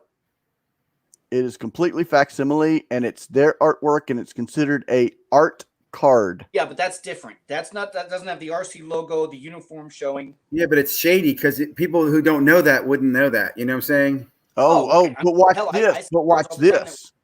Look at the back. Okay, well, it's got KC on it. Yeah, that's a problem. Right? But again, what penalty these people are going to face? Nothing. I mean, so what? They get like you said, a letter. I will admit, here on public, like that's cool, Dad. Let's go pay $5 for it. You know what I mean? I bought this card. I paid $1.99 just because I wanted to have this example, and I wanted to say, if somebody ever referenced that, hey, look, I have an example. Well, we fed right into you, bro. I know. It's feed the beast, and you do you, boo, and hobby your way, and what's the other phrases, Michael? You know the phrase that pays. I like the you do you, boo. I hear you. I'm all about you do you, boo. I also like the hobby is the people, and the people are good and bad. That's right. The hobby is the people. The hobby is the people. The hobby is the people. All of the people. Like here's the thing too about what you're saying. Like you have the picture of Luca in the back, right, with the prism symbol and everything. Yep. I'm an artist, so Aiden wants me to do stuff like that, and I actually think it's really cool. But I'm not making them like cards of that, right? Yeah. I'm making an actual artwork, like painting or drawing, that everybody knows that's an art piece. Technically, it's still copyright infringement, right? I don't have licensed Panini. I didn't ask them for permission. Yeah, that's true. Prism. I didn't, ask the Mavericks to use their logo. But that is considered art. But then you have. You know where I got that from, right? What's that? You know where I got this from? No. This is from Personal Finance Dad. His mother-in-law paints these pictures. Nice. Cool. Very cool. And I traded him a card for it, which he sold the card. Because at the time I traded him, I think it was a Trey Prism when it was like $700. Now that card's like $200. You sure it wasn't a Panini Luca PSA? No. I'm not going to let that go, guys. I'm sorry. It's been cheap, actually. I feel like my painting went up in value because that card went down. Yeah. Yep. You got the better end of the deal, man. It's like when I sold my projects 2020 cards for $700. You know, So I big paid lots of $20 reprint for it. rookies. Can't tell apart original. Yeah, I don't like the reprints. The reprints make me sick. Yeah. Yeah. The ones you can't tell, like from Because the original, again, I want to point out, remember this there are kids in this hobby. right? And imagine the excitement of a kid who gets a package in the mail thinking he got a rookie card, and he's so excited, and you have to be the one telling him, well, actually, that's not a rookie card, son. That's wrong. Well, that's like when our parents would give us like a signed football that they ended up signing, and 30 years old realized that's not real. Or give him a plastic candy cane. Yeah. That he can't eat.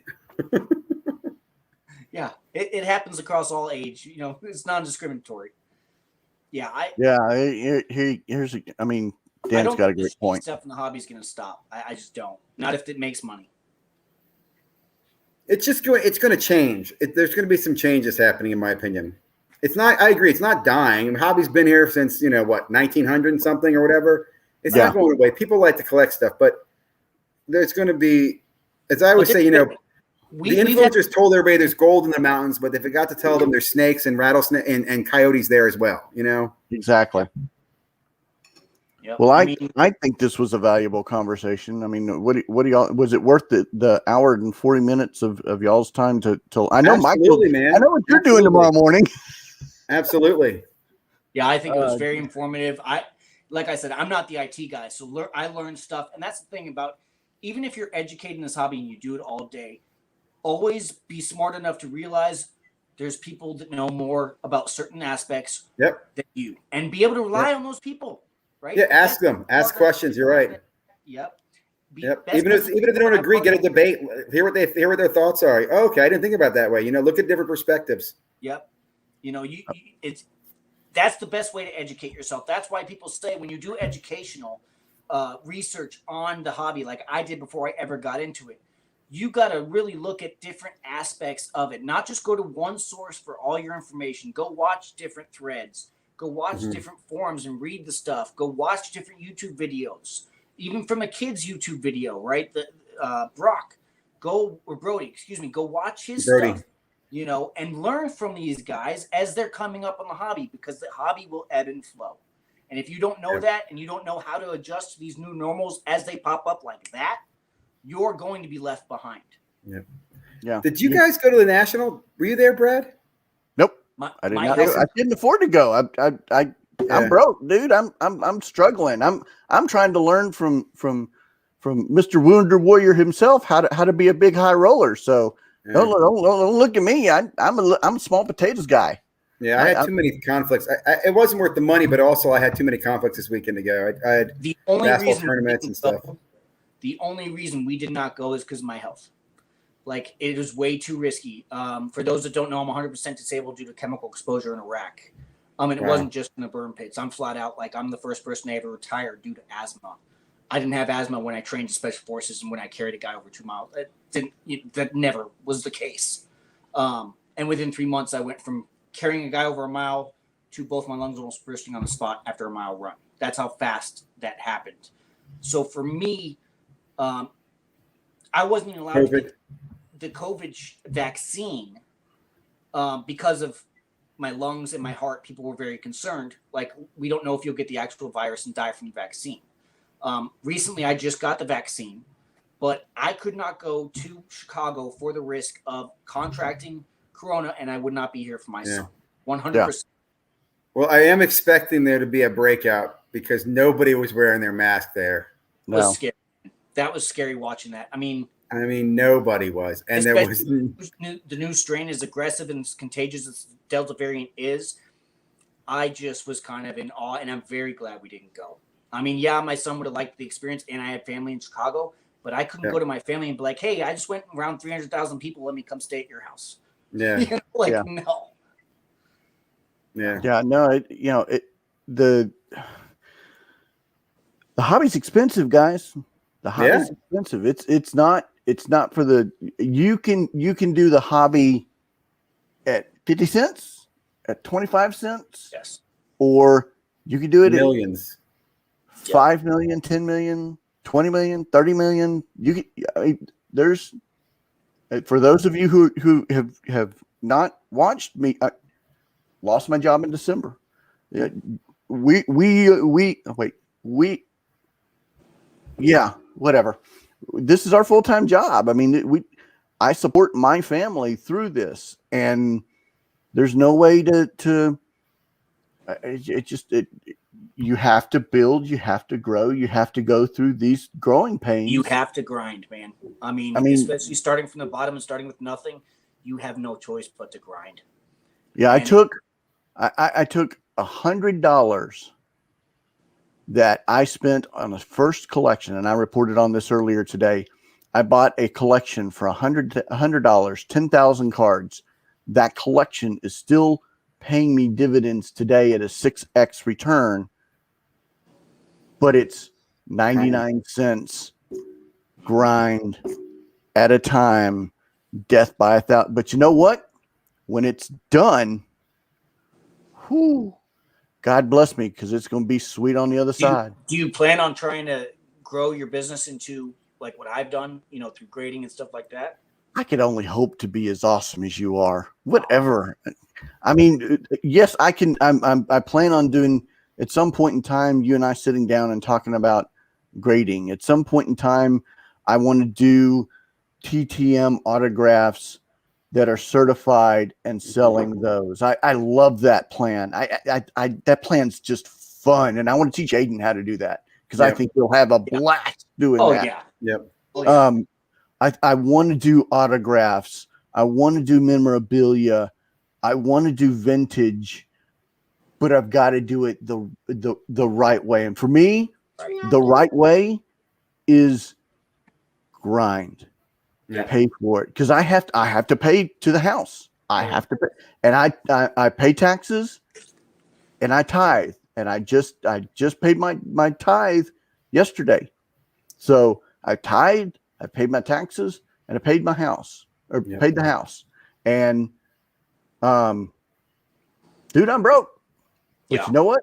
I got a ton of cards. I'm going to the East Texas Card Show. I got cards online. I got cards over here. I got cards over here. I'm selling my butt off.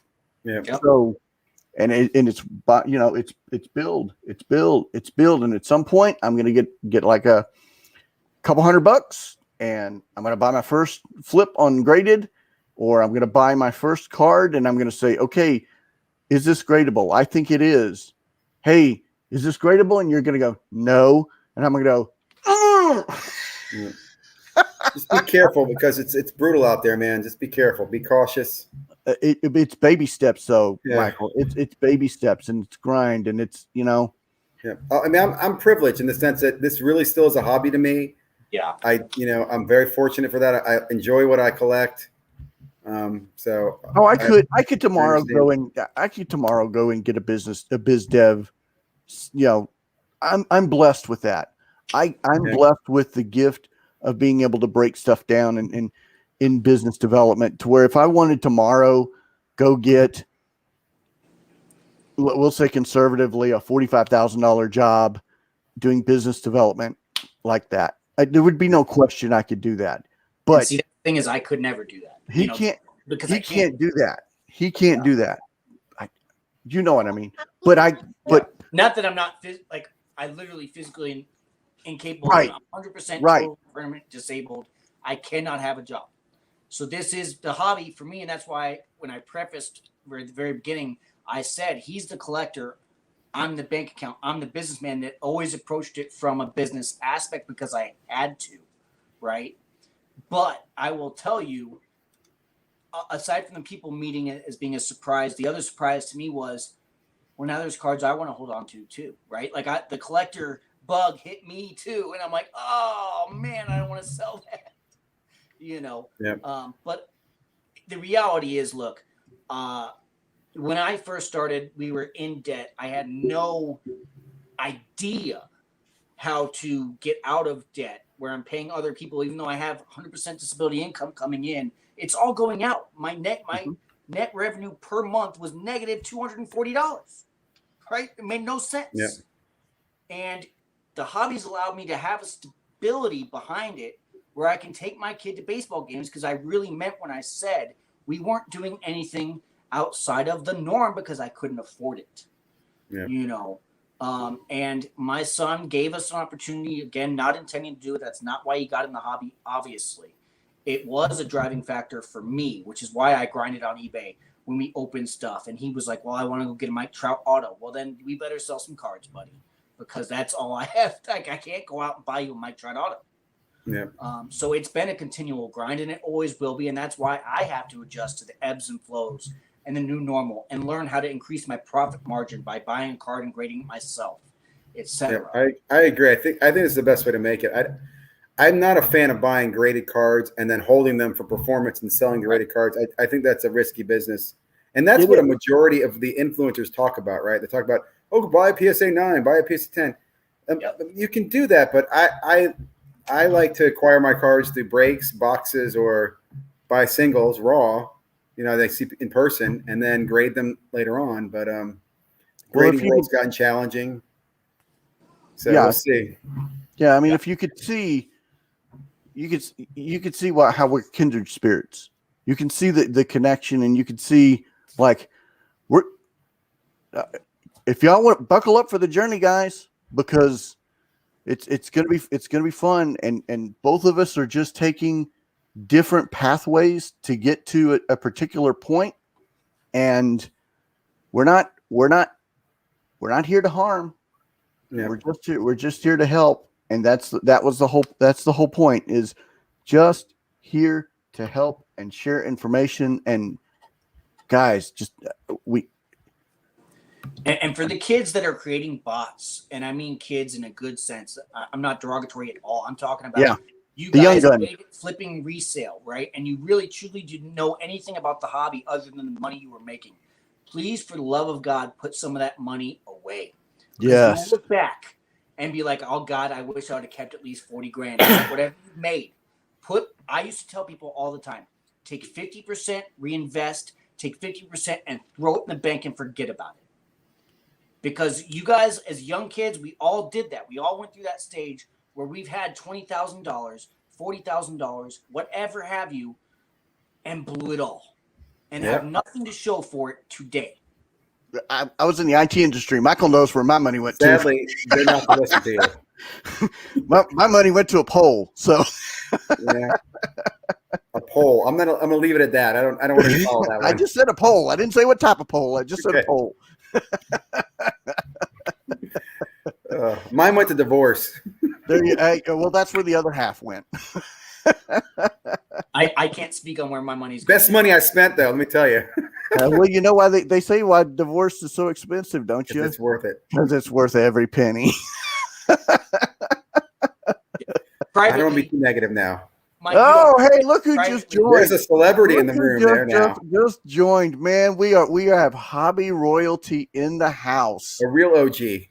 That we have, Jason, I highly recommend watching and listening to everything that the baseball collector Mike Moynihan puts out there.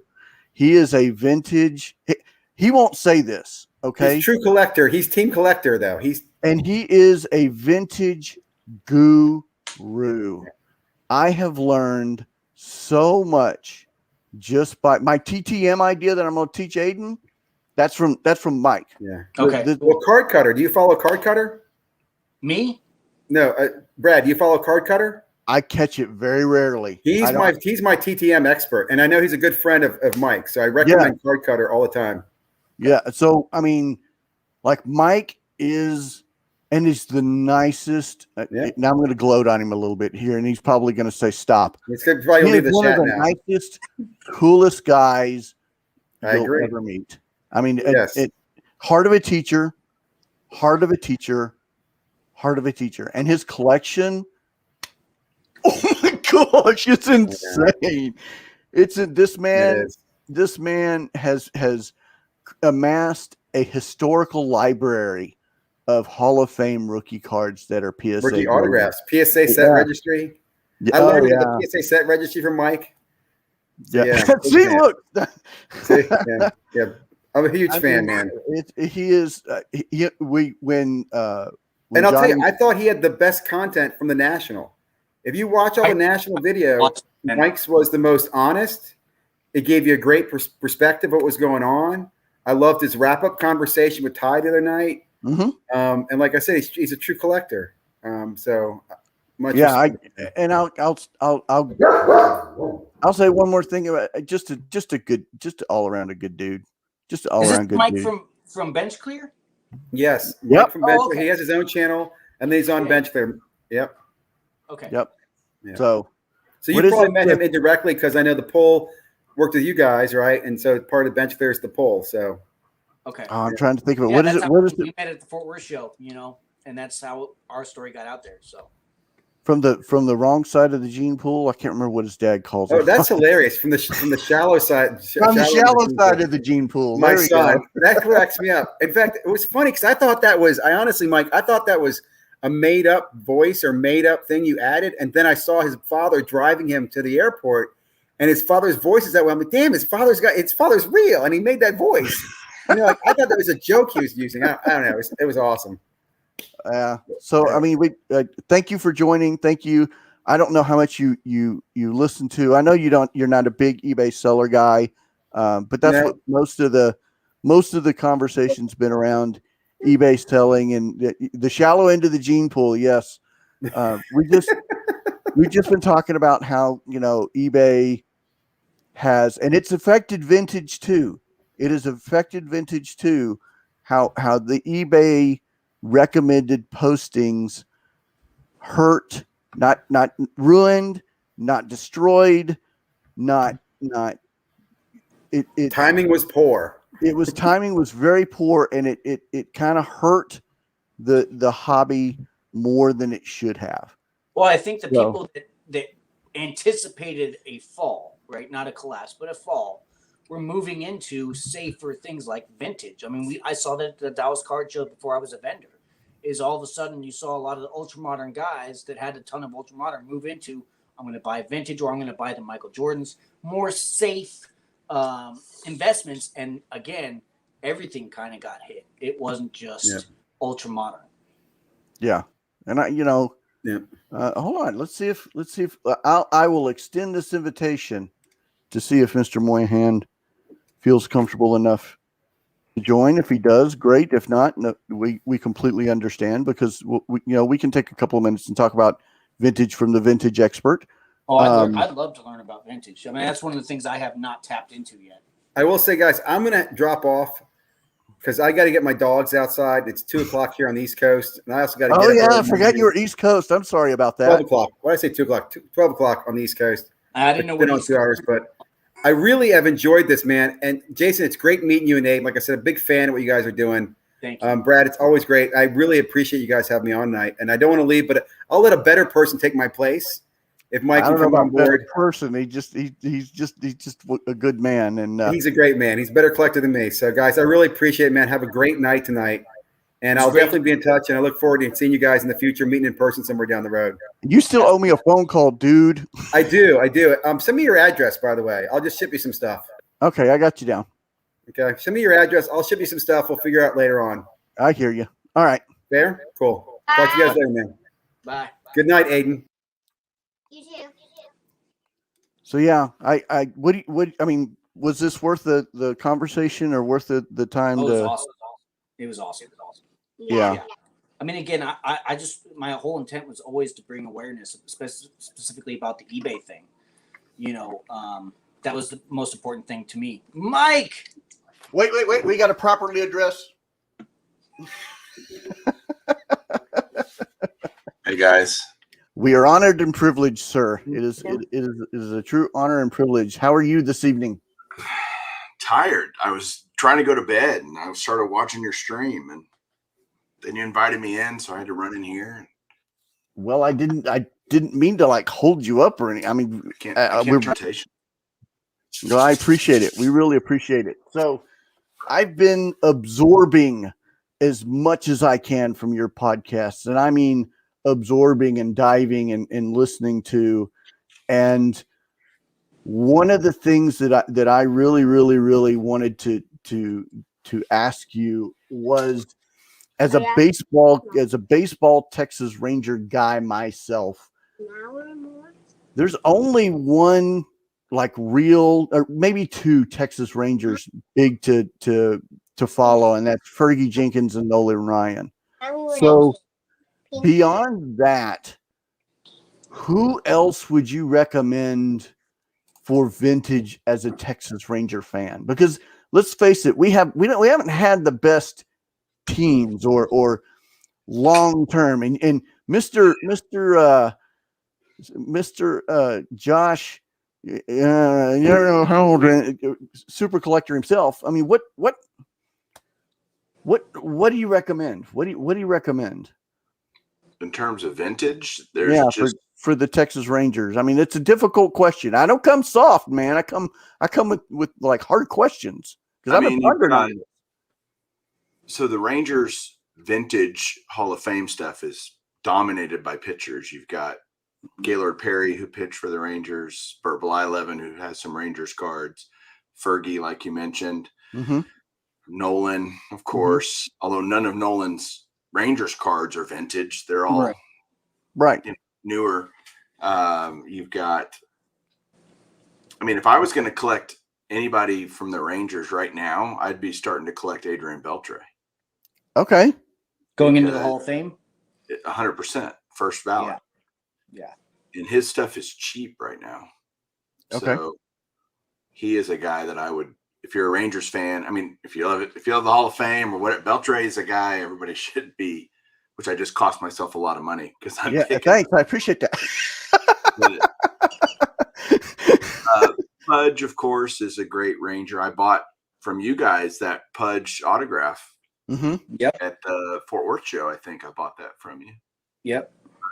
And what was that, 91 tops, I think, or something? Maybe. Anyway, there's not a long laundry list of you know historic players in the Rangers annals, but those are guys. I mean, I love collecting Jim Sundberg and Buddy Bell, and I love Michael Young and guys like that are hobby nobodies, and that's fine. I don't care. Well, the other side is lots I bought was like Ian Kinsler, Mitch Moreland, Nolan Ryan. Obviously, I mean, I picked all that stuff up at like garage sales and stuff. Yeah, there's a lot of it out there. Yeah. Well, what about like let's talk about another team that doesn't have a great but the Arizona Diamondbacks. I mean, there's a long history right there of Arizona Diamondbacks, just great 92, 93, I mean, right in the heart of junk wax that you're like, what do you do in that if you're a fan of a team like Miami Marlins? I mean, there's teams out there that don't have great vintage pass. What would you recommend? I mean, well, find another team. Well, not another team, but maybe like I was a catcher growing up. Maybe I do Hall of Fame catchers like Bench and Fisk and Pudge, not the original Pudge. Or you're a pitcher, a right fielder. You can figure out something that you can be passionate about, and maybe that's just not your thing. I mean, I love vintage, all vintage, not just. In fact, the Rangers don't really have any vintage other than the early 70s stuff. Ted Williams does have a Rangers card, 72 tops, which is great. But other than that, I want that card signed so bad. Oh, yeah. That would be just insane. That'd be a good TTM to like find a autograph, a private autograph deal to get that thing signed. So, well, he's dead. Ted Williams is dead. Is he? No, but they're out there. The 72 Topses are signed. They're out there. They're super pricey, but there was that guy that got the entire 180 cards, whatever, that the 80s. That he comprised the whole set of autographed 80s cards, like the top 100 cards back in the 80s. Oh wow! And a guy bought them from him. It took him like 2 years. A lot of them were like already graded, 10-10s or 10-9. I mean, just insane. And it was awesome just to see something like that because you come from some of the like when I first joined the hobby, one of the things was, well, it would ruin the card if you had him sign it, Yeah. and there's still a lot of guys that say that. And I think we're kind of seeing a shift of, I don't think that's really the case anymore. 100% shift. Yeah. And it has changed. It used to be very, like you said, taboo. Now it's fantastic. At the National, I bought a Do you know bench. what switched it? Like, why? Do I know what switched it? The realization that it's awesome. Yeah. I'm serious. I mean, it's like, okay. And it's also, I think also realizing that this stuff isn't that rare, even vintage stuff. It's not like getting one signed is, oh my gosh, you're taking a card off the market. But the reality is there's plenty of them. And I appreciate that, Rondo. I'm not really dashing, but that's nice. I want to talk about the A-Rod thing he brings up. Yeah, let's break down into A-Fraud. Should A-Rod be a Hall of Famer? I think he will be, whether he should or not. I don't know. Why would y'all say that he shouldn't? If you say PEDs, that's brick to the forehead obvious. What's another besides that? Why shouldn't he be in the Hall of Fame? That's actually my gut reaction is, and this is a jaded Ranger fan perspective, overhyped. Last I checked, he won an MVP with us. He hit over 50 home runs twice. He was on really, really bad teams. Really bad, historically bad teams. I just have that bad sour taste in my. I don't disagree. I can't find a legitimate reason other than the PEDs, right, that he should not be in the Hall of Fame. Of course you can't, because he's one of the greatest players of all time, which is in terms of statistics, right? Right. He may not be,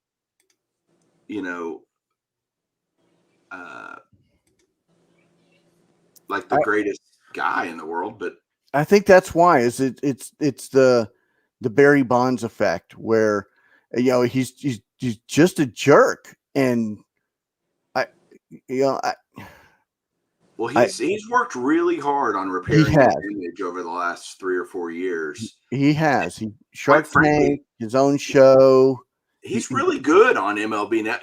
Like when he does MLB stuff, he's actually really good. Yeah, I agree. And I think from an entrepreneur aspect too, he's really has. Good. And he's been savvy. His show has been nothing but help small businesses and share his successes where they are.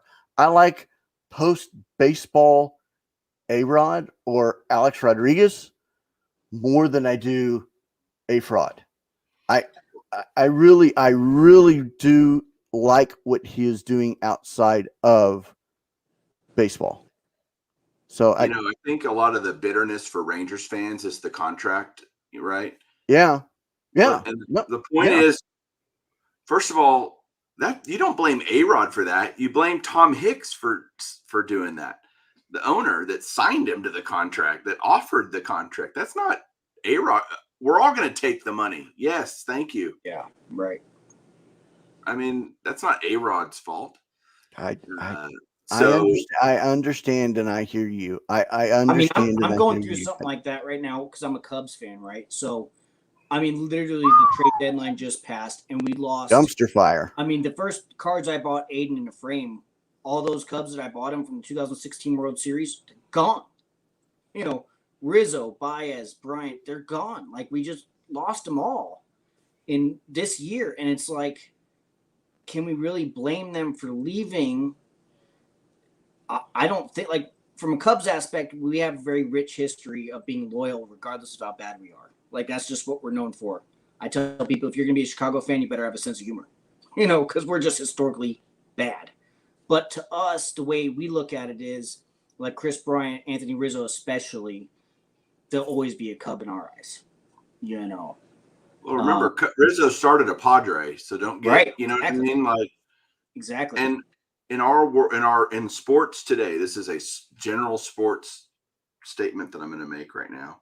Being loyal to a player because they play for your favorite team is a recipe for disappointment and heartbreak, because you're not going to see the guys. I mean, look how many times LeBron James has changed teams, or it's very rare to see. Now, will Trout finish his career with the Angels? Maybe, but that would be very rare. And so what I'm telling you is, if you love the player, not the jersey he's wearing. You know what I mean? And then I've seen that spill into the hobby, and I'll speak just from my son's perspective, right? Like, we collected Cubs cards.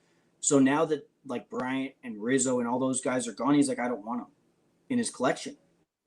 And it's kind of weird to hear that from my kid who's the collector, and I don't know how much of that really represents the general hobby, or it's just my son being that young that, he just wants the new guys or what's fresh. Mitch Trubisky, he went to the Bills. We don't want him as a Bears fan anymore. We don't want his cards. So he's willing to sell them, whereas before he wasn't. Well, let's look at the Rangers are notoriously guilty. I mean, let's look at Ian Kinsler. Let's look at Pudge Rodriguez. Let's look at guys that have left that are still beloved as Ranger fan. I mean, look at Elvis. Elvis got traded to Oakland, and he got a standing ovation the other night when he returned to Texas. I mean, yeah, fan favorite. I understand. I just not that guy. Kinsler, he was pissed.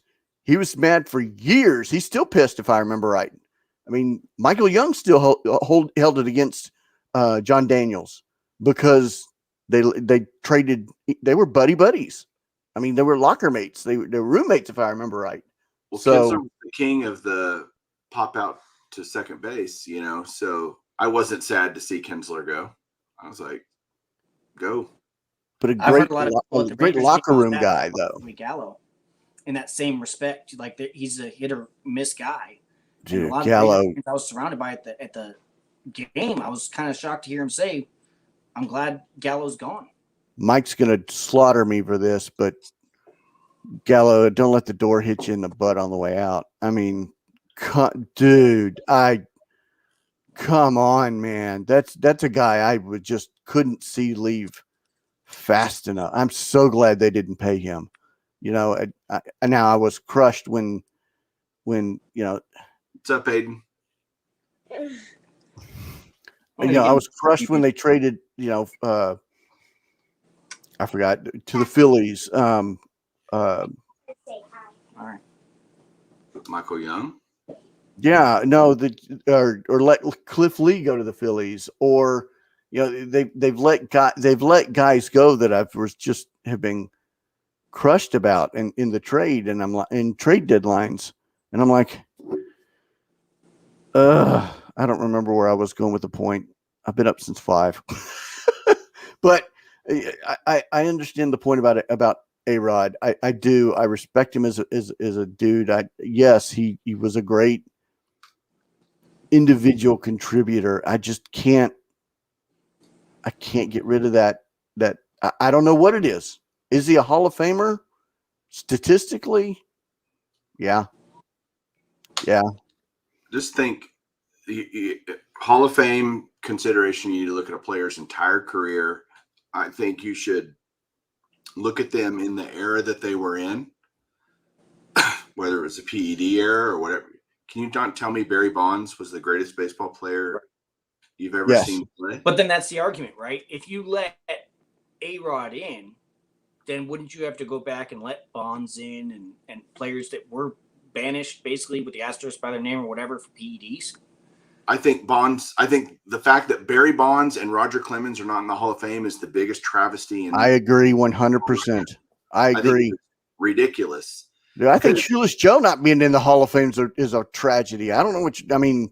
Okay, I'll go with that. I would put Pete Rose in too. I agree 100%. 100%. It bothers me that, those in glass houses throw stones. And again, if you look at it by era, There are so many people that are just none of the PED guys should be in. And I argue, how can you really know that anybody was clean in the era? Yeah. How can you know? You can't prove they were clean. Yeah. I can't prove who did it, who didn't. If I can't prove it, I don't think Derek Jeter did PEDs, but I don't know that. Only he knows that. And the fact that Rafael Palmeiro's not in the Hall of Fame, are you kidding me? That's a joke. That's a joke. So I'm just saying, look at the era. Who were the greatest of that era? That's how it's always been. And you say Barry Bonds, of course, Barry Bonds should be in the Hall of Fame. Roger Clemens. Yeah, I agree. And well, it hurt the guys that were clean don't get a fair shake. And I think that's more of a progressive way of thinking about it. You know, like the way we look at it, and I agree with you. You know, like the greatest players of their era should be in, because as you said, even though they may have tested or it came out later, for example, that they were, doing stuff.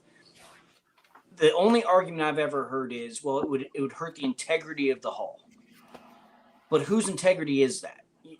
Like who established that rule? And I think the progressiveness of us in terms of popular opinion should have some weight. The Hall of Fame is a museum to the history of the game, good and bad. Like it's not the morality police. They're not look, it was going on. No doubt, no question. Yeah, exactly. That's a great point. That's a great point. And my point is, it's just a museum. We're not out there to try to cast these, it's heroes of the game. And do we really want, this is the argument that people make. It's for the heroes of the game. Do we want to really put these guys up as heroes that cheated? Then you got to pull Ty Cobb out. Then you got to pull Ty Cobb was like a fierce, like aggressive for his time. You either loved or hated Ty Cobb. So, I mean, if you're gonna talk about in his time was called a dirty player, you got to pull Ty Cobb out, and you can't make that argument. You can't. But then what about like it's a slippery slope. What about like the pitchers, right? I mean, the guys that get kicked out of the games or whatever for banned substances, right? In terms of like, getting more grip on the ball. I don't think any of us think that 20 years from now, we're going to look back and say, well, he had those few games where, he was using something to grip the ball, so he shouldn't be in the Hall. Well, shoot, Phil Niekro, all the guys that used, think of all the guys in the 60s and 70s that spitball that greased it up. And right. And I mean, the only reason we know any of that is because the analytics on the spin rate of the ball now, right? I mean, that's where it's coming from, aside from the hitters themselves saying, hey, something's different here. But I mean, to me, if we're going to hold it against batters for increasing their batting average, somebody's always going to do something to get an advantage over the other side, whether it's accepted in time or not accepted later. That really shouldn't bear a difference. The fact is they're still dominant players for that area where, in my opinion, the assumption should be everybody was doing it, to get a clear advantage over somebody else. I mean, that's the name of the game. That's the name of sports. Psychologically, emotionally, physically, we all, if you're an elite athlete at some point in your life, that's what you go to. Michael Jordan, everybody talks about, for example, how hated LeBron is. If social media was around during Michael Jordan's era, he wouldn't have been able to do anything. Would look like peanuts compared to what Michael Jordan would be going through. Yeah. Yeah. All right. So I got a question, Mike. I got a question. So all right. Miggy's about to hit 500, put him in the Hall of Fame. Okay. He's already in. He could retire tomorrow. Yeah. So I've got a list of 6 guys that everybody's going to hate me for, that I've been trying to say, okay, are they Hall of Famers or not? And I'm going to run these names by you, and I want a thumbs up or thumbs down today, not future, just today. Okay. Yadier Molina. Yes. Mookie Betts. No. Nolan Arenado. No, not yet. He's close though. Machado. Machado? No. Machado. You're saying today, not if they keep keep going. Yeah. No need. Well, first of all, you have to play 10 years. So none of those guys have played 10 years. So. Wow. Okay. Francisco Lindor. No. Shane Bieber. No. He's played 2 seasons. All right. There's a argument that I'm having that they are potential Hall of Famers. And I'm like, I said no. Potential is very different. You want the list of all the guys that are playing right now that could retire, that are playing right now that could retire today that would be in the Hall of Fame. You ready? It's a pretty short list. Albert Pujols. Yep. First one I was going to say. Miguel Cabrera. Yep. Mm-hmm. And then it's going to be shocking because it's going to be all pitchers. Clayton Kershaw. Yep. Well, no, Mike Trout could retire right now. He'd be in the Hall of Fame. I don't know. 100%. First ballot, he could retire right now. He could get some devastating injury. I'm telling you, he's in the Hall of Fame. He has one of the highest WARs all time. Okay. And he's the dominant player of an entire era. I agree with that. Yeah. So Scherzer, Kershaw, Zach Greinke is a Hall of Famer. Okay. And I'm missing a couple of people. I'm trying to think. Well, you hit Scherzer. I was going to say Scherzer. Strasburg? Strasburg, yeah. Nope. No. Really? Just too many injuries? When did he start? 09? 10? Yeah, I'd have to look it up. He's played long enough, but I mean, certainly, I think the next closest guy is Nolan Arenado, like the guy that needs to just get the seasons, have some good seasons. I think some sneaky guys are guys like Paul Goldschmidt. Yep. Are guys that I think will just accumulate enough stats. Verlander's another one. Verlander, yeah. Oh, yeah. Well, that's the thing about baseball, too, is if you play long enough, the stats are going to come. My other question about pitchers would be, it used to be pitchers go 9 innings if they could, right? Well, we're obviously seeing a huge shift in that. 5 to 6 innings is the new norm. So their stats aren't going to really be there compared to the other guys that are already in the Hall. And I wonder about that in the future. But their stats change. The way we look at stats changes. It's now not a matter of total strikeouts, or although that matter, like 3,000 strikeouts, like Sabathia is going to get in. Mm-hmm. And you 250 wins is like 300 wins used to be. Okay. Even if we look at a guy like Felix Hernandez, who I think has an outside shot at Hall of Fame, he is, he won a Cy Young with DeGrom. DeGrom's greatest pitcher in the league right now. And he may end up with a losing record by the end of his career because he plays on some horrid Met teams or whoever. So I'm just saying, don't look at stats the way we used to look at stats. It's all changed. So you think that'll shift, right? I think it has to. Okay. The game has changed. The things you're describing about the game changing will make us look at people's careers different. I don't think for hitters so much. 500 home runs is still 500 home runs. 3,000 hits is still 3,000 hits. But because they're still playing 162, it's the pitching that you have to really adjust how you evaluate someone's career. But there's a lot of pitchers right now that could retire and that they'll get in. Again, Greinke, Verlander, Scherzer, Kershaw. There's no real relievers that are just, I don't think, who's the guy that the Cubs just traded? Kimbrel. I don't think he's done enough to be noticed. You know what I mean? He was having a really good year too. I mean, he's had a lot of really good years. He's had a lot of really good years. I just don't think sadly, I don't think closers. Billy Wagner should be in the Hall of Fame. Well, Rivera. Right, but he was he literally set the standard, and now it's like, well, they're not Rivera, so yeah. I think, and that's not fair. I'm not saying it's right. I just think that's how people look at it. Yep. So, all right, ask me one more question, then I'm going to bed. All right. Well, this is a great question, and it goes back to to popularity in just the trash throws. You know, can a Brayu, can a guy like a Brayu, I mean, he's just as I mean, public enemy number 5 maybe in baseball, if not top 5. Why? Jose Abreu? Uh, You mean Altuve? I was thinking Altuve. Tell you how tired I am right now. So I'm like, yeah. wait a second. Abreu, what's wrong with Abreu? You won an MVP last year? No, Yeah. I think you can work his way in for sure. Yeah, That'll tell you how tired I am. So sorry about that. Older. Altuve,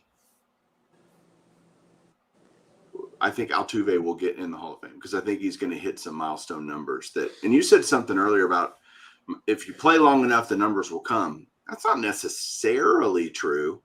And counting stats, just because you play long enough and you get to these numbers, it's not necessarily you got to be great. Like Omar Vizquel, to me, I never watched him. I watched his whole career. I never thought, man, that's a Hall of Famer. Did I think he was an amazing defensive shortstop? Absolutely. Best in the league. Gold Glove winner. I don't know, a dozen, however many Gold Gloves he won. I never saw him as a complete player. He was a very good batsman, but he played so freaking long. They ended up with 2,800 and something hits, but he never blew me away with what he could do offensively. So I went, no. Harold Baines is not a Hall of Famer to me. He's in the Hall of Fame, but I would never have voted for him. I would agree with that. Schilling's not in, is he? Who? Kurt Schilling? Kurt Schilling should be. In fact, I did some research. I have never showed it on video. I could argue that Kurt Schilling had a better career than Nolan Ryan. Oh, I think that would make a great podcast. I'm serious. If you look at their, on Baseball Reference, I'll give this quick tidbit. People can go look it up. If you look on Baseball Reference, it gives you their 162 game average. Mm-hmm. Go look how eerily similar. Nolan Ryan played 27 seasons, so of course he accumulated more stats. Right. Eerily similar Kurt Schilling and Nolan Ryan are throughout their career. It is unbelievable. Nolan Ryan had a lot of really crappy seasons, believe it or not. He did, and played for some really crappy teams. So did Schilling. So Schilling did things in the postseason that I think actually elevates him to a whole nother level of consideration. Oh, you shouldn't consider, or at least for MVP and Cy Young, you're not supposed to consider that stuff. For Hall of Fame, you should. If they show up in big games and show moxie like that, that needs to count. Schilling's a Hall of Famer to me, like no question. I don't know why. Yeah. All right. Well, we'll let you go to bed. We greatly appreciate you gracing us with your presence and all that lordship and all that entails. Thank you very much. Aiden, I got to have you over to the house, man, to come check out my stuff. Aiden, you got to go over there, man. It's great. It's really cool. It's really cool. Thank you for opening your house. Yeah, of course, Brad. All right. I hung out with your buddy at the National. Oh, good. I'll aggravate him I aggravated him yesterday, but he was like really, really, really loopy tired. So I promised I wouldn't call him until tomorrow night. So I'll loan him tomorrow. Kicked him in the knee, and I said, Brad told me to do that. So. Dude, thank you. I appreciate that. He needs it. All right, you guys have fun. I'll talk to you later. later. All right, Mike. Good seeing you again, man. Aiden, you need to go to bed, man. It's like late. I know. It I'm is. getting over and being up so late. Good night. Good night. Thank See you, Brad. Mike. Thanks. All right. What an honor and privilege. Yeah, man. What an honor and privilege. Our story would have never gotten out if it weren't for him. So. Yeah. Well, I didn't realize I had a story until he came up to me, that show and was like, "Hey, dude, we don't really hear stories like that." So. Well, that'll tell you how. I mean, so many mistakes in that conversation. That'll tell you how tired I am because I don't do that. But anyway, so Aiden, Yeah. we've got 2 minutes, and then I'm gonna say done. I'm giving you my YouTube show for 2 minutes. So it is the Aiden show for you to ask questions of the audience and of me, whatever you want to talk about. You've got 2 minutes for the Aiden show. Yeah. Ready? And go. Do you know anything about Pokemon? Do I know any? I know that it's Pikachu, and I know that there are they go in a Pokeball, and you play the game by cards, and you play the game on your phone. That's about as much as I know. And it's got a guy named Charizard. No. I mean about the cards. Oh no, no. I'm Pokemon illiterate. Does anyone in the audience on YouTube right now? Okay, so the question is, if you know about Pokemon, Aiden's asking the question if there's anybody in the audience that knows about Pokemon. We'll give it about. Who are you expecting in football to break out this year? Odell Beckham. Yeah. Who? Odell Beckham. That loser. Oh my gosh. Boy, this is a great comment right here. I like this comment. You need to be chasing Pokemon autographs. There is none. Yeah, they're in-person autos. Like the guys that take the card. I've seen it with the Dallas Card Show, actually. But yeah, you chase them in the packs, you're gonna have a problem. You can't hit them in the packs. All right, what's another question that you got?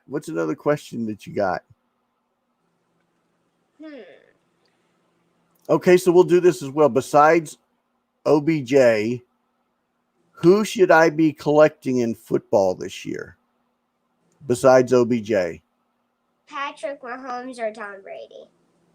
Okay, let's go without the obvious answers. Come on, pull somebody who's a little more difficult than, two of the greatest players, one that's GOAT and one that has the potential to be GOAT. Come on, put your thinking cap on. I know I got his giggle box on.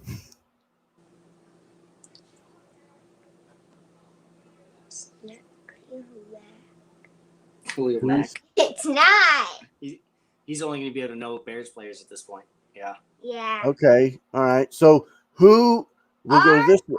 Hold on. Or you can invest in Tyreek Hill. Okay. Okay. That's a fair. Who in basketball then, besides Luka, LeBron, besides the top guys, who's somebody in basketball that is on the rise that you would say to collect? Who's that guy that went on the Lakers just now? Who is that guy? Kendrick Nunn? No, I mean the first one that you said, oh my God. Well, he didn't go to the Lakers. You talking about Devontae Graham? No, he didn't go to the Lakers.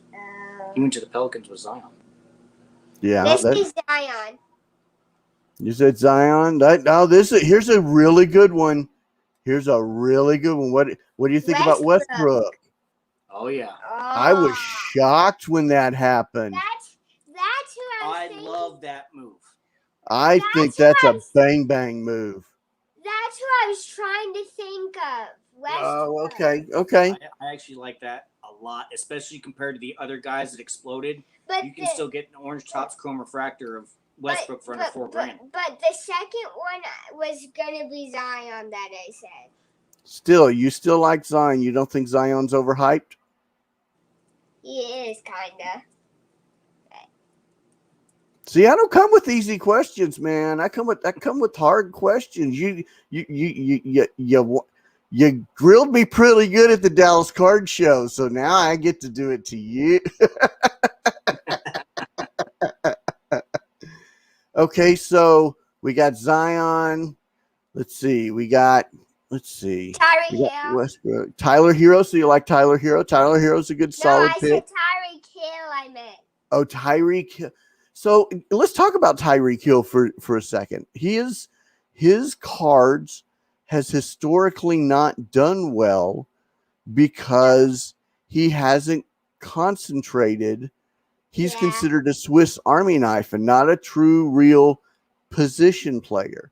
Do you think that's going to matter over a long time, or do you really like his chances? I really think he can do better if he just concentrates.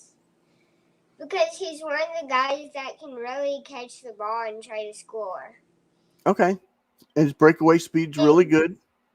And the only reason the Chiefs lost is because they didn't have both of their linemen where he can catch. They can catch. Okay. Yeah, not enough time to get open. Okay. And it was one of the guy's faults because he didn't catch the ball for a touchdown, and that was his first game. He hasn't scored double-digit points. Okay, so there's a great question in the chat. Go ahead. Reason they lost, scored in the last minute was because the Tampa Bay let them score. Okay, no, he's going to ask you a question that was in the chat. All right, here's the chat. It's a great question from the chat. What's Aiden's favorite card? Probably my Luka Doncic Silver Prism Auto. Cool. Could you show us that card? Is it where you can get it quickly? My dad can get it, but it'd probably be in my collection box. Okay. All right. Well, if he can get it, that'd be really cool to see because I've never seen one. I think that would be really cool. This card was specifically a present for me getting in the hobby. Really? Yes. Okay. So in the hobby. So he has a video of it. Who's your favorite? Who's a good rookie coming into basketball this year that you like? I don't know any rookies. So you haven't looked at the rookies yet? No. Okay. Sorry. What about so football's right around the corner? Have you looked at the football rookies yet? No, we've been busy. You've been busy? Okay. Yeah, some of them I can't answer. Sorry. That's okay. That's okay. So your favorite team is the Dallas Cowboys, right? No. That's my second favorite team. Oh, so what's your favorite team? Actually, my third. So it'd be Chicago Bears, Cleveland Browns, and then the Cowboys. Now here's my Silver Prism Auto. All right, well, hold it up to the camera so we want everybody to be able to see that. Best 9 in the world, 210 subs. And Woo. So right after I got this, right when we got to Beckett, I dropped it into the dirt. Luckily, I got the same grade. Oh my gosh! Luckily, I got the same grade. Did your dad almost murder you? I think whose prices are going to shoot up in football? Larry Fitzgerald, man. Yeah, you're not the only one that said that. What about Aiden? What about Justin Fields? Are you excited about Justin Fields? A little bit, yeah. A little bit. I think he's still stinging from the Trubisky. We're all hesitant, like, ah. I hear you. We have a Tua Burrow. Tua and Burrow card. Origins Auto. It's in a big slab, kind of like a card plate. Wow, Aiden, one card is better than my entire million card collection. Ha ha. That was a good job reading that, dude. Aiden's collection is insane. His dad's told me about some of his cards, and I've seen him at the Dallas Card Show. And I went home and I cried. Because hold on. I have the patch Patrick Mahomes auto. Remember you saw that I was trying to sell? Yes. Yes. I'm gonna keep on trying to sell that. Well, what would you do with? Here's a great question for the audience. If you So sell it, hold on. I got this. I hit a gold Acuna out of a pack. My dad said there is not going to be a dang Acuna. I said, hold on. I see a gold. Holy shingles! And then we went to top load and sleeve it right on the video. mm-hmm. I forgot what my question was. We got that graded. I traded that. That was my Mm-hmm. own idea. Then I got this Patrick Mahomes. Oh, now I remember what it is. So if you sell this Patrick Mahomes card, okay? God, that's a gorgeous card. That is a gorgeous card. So if you sell that card, what would you do next? God, that's a gorgeous card. I really haven't thought of that. Well, you've got to have a next step in mind. I You know mean, what the next step is, what did you want to sell some of your Lucas for? The bazooka. Mm-mm. Who was a rookie card you don't have yet? You wear your shoes all the time. LeBron James. No. I wear his shoes. Jordan, man. Oh, Michael Jordan. Yeah. You don't oh, there you go. So a I'm low end. gonna try to get. So a low end Jordan is what you want. Low end Jordan rookie card, like maybe a 1 or a 2, and then slowly move up in that scale, or okay, Slowly move up. okay. He was That makes trying to sense. get an 8 at the time when he could for like Yes. the Lucas, keep the Silver Yeah. Prism auto, but sell the rest of them. And it just went up so fast we couldn't do it. Yeah. All right. Yeah. What's your next question here? I was trying to think of one. I was stalling. I really am. I'm impressed. I'm amazed. I'm thrilled. My heart is full whenever we talk. And Yeah. I just, dude, you pull some fire that just, like one of your cards would make my hobby like lifetime. I just, I've never pulled a one of.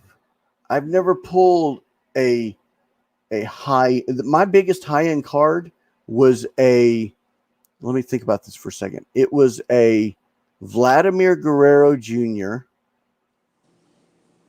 high numbered or Heritage High purple, numbered to, I think it was numbered to 299. It was like 157, and it came back a PSA 9, and I was mad because I thought it was a PSA 10, and that was only like a $200 card. That's like my top level card. So For those of you that don't know, the reason we've been able to work up is because of some of the pools Aiden hit from the very start. Yeah. And I used to like actually worry and try and teach him like, oh, that there's only 13 of those in the world. Don't think it's gonna be normal. And then he kept doing it over and over. And over. And I'm just like, I'm at a loss. I don't even know what to say anymore. Now sometimes I don't get good pulls. Like now sometimes I get good pulls and sometimes I don't. Because we haven't got to open stuff in a long time. So my magic is slowly going away. So I've got this wall of wax now. I kind of want you to come over and just start pulling. You're not kidding, man. He still does it for my friend Justin. He got the Genesis out of a box, and he told Aiden pick a pack for 2017 Patrick Mahomes. Aiden chose 2. The second pack had the rookie in it. Jeez. I'm like, stop using my kid for your success. I need a little bit of the magic this way. Well, I tell you what, we've been 2 hours, 45 minutes in. Anybody and everybody that's holding on, I so greatly appreciate it. I hope you enjoyed the night. I had an absolute. We had no intention of going over an hour, No. and it just got to be. It got to be just one really, really cool hobby night, and I may actually just rename this one really, really cool hobby night. But you know, I hope everybody learned something. I hope it was enjoyable, educational, and just understand that's the goal. A little bit of entertainment and a lot of education. So I'll do this. I'll end with my classic. Okay. People go through rough times. People have hard times. You get down. Dude, I'm a Twitter away. My phone, my wife hates it, but I'm a Twitter away. If you need any prayer requests, please feel free. I pray on my knees every morning. I pray every single time I have lunch. I pray. I live and I cease without praying. I'm a friend of Christ. I believe very deeply that Jesus Christ is my Lord and Savior. Thank you for your time. Support your local hobby shops. Support your local card shop. Support your local card shows, and just be kind, man. Be kind to one another, because honestly, it's supposed to be fun. It's a hobby, man. Yes, we make money at it. Yes, we use it to support our families. We make money at it, but in the end, it's about that little man, that little man right there. Right there. There he is. That little man right there. It's about the kids. It's about having fun. Just be kind to one another. Jason, I'll let you say a word. I just want to thank you, man, for having us on and letting our story get out there, a little bit more. I never realized how significant my story was to people at all. And I'm just very grateful to have you even give us the opportunity to share my insight in terms of the research I found as well. So I really gratefully appreciate your time, man. Thank you. You're very welcome. And Aiden, I'm going to give you the last 45 seconds. What do you have to say to everybody out there? Thank you for getting in the hobby. I hope y'all are having a good time with your kids to be in the hobby. And I hope y'all are having a fun time doing this. I know some of the cards are going up and down. But I really hope that y'all's kids are having a great time doing the card shows and being there and actually selling. And I hope y'all make a lot of cash doing it. Words of wisdom. Words of wisdom. Thank you very much for spending your night with us. Y'all have an absolutely fantastic night, morning. I won't be on in the morning. I don't go on Thursdays, but I will see you Friday. And do me a favor, hit that like button, hit that subscribe. Thanks. Y'all have a fantastic night. You too.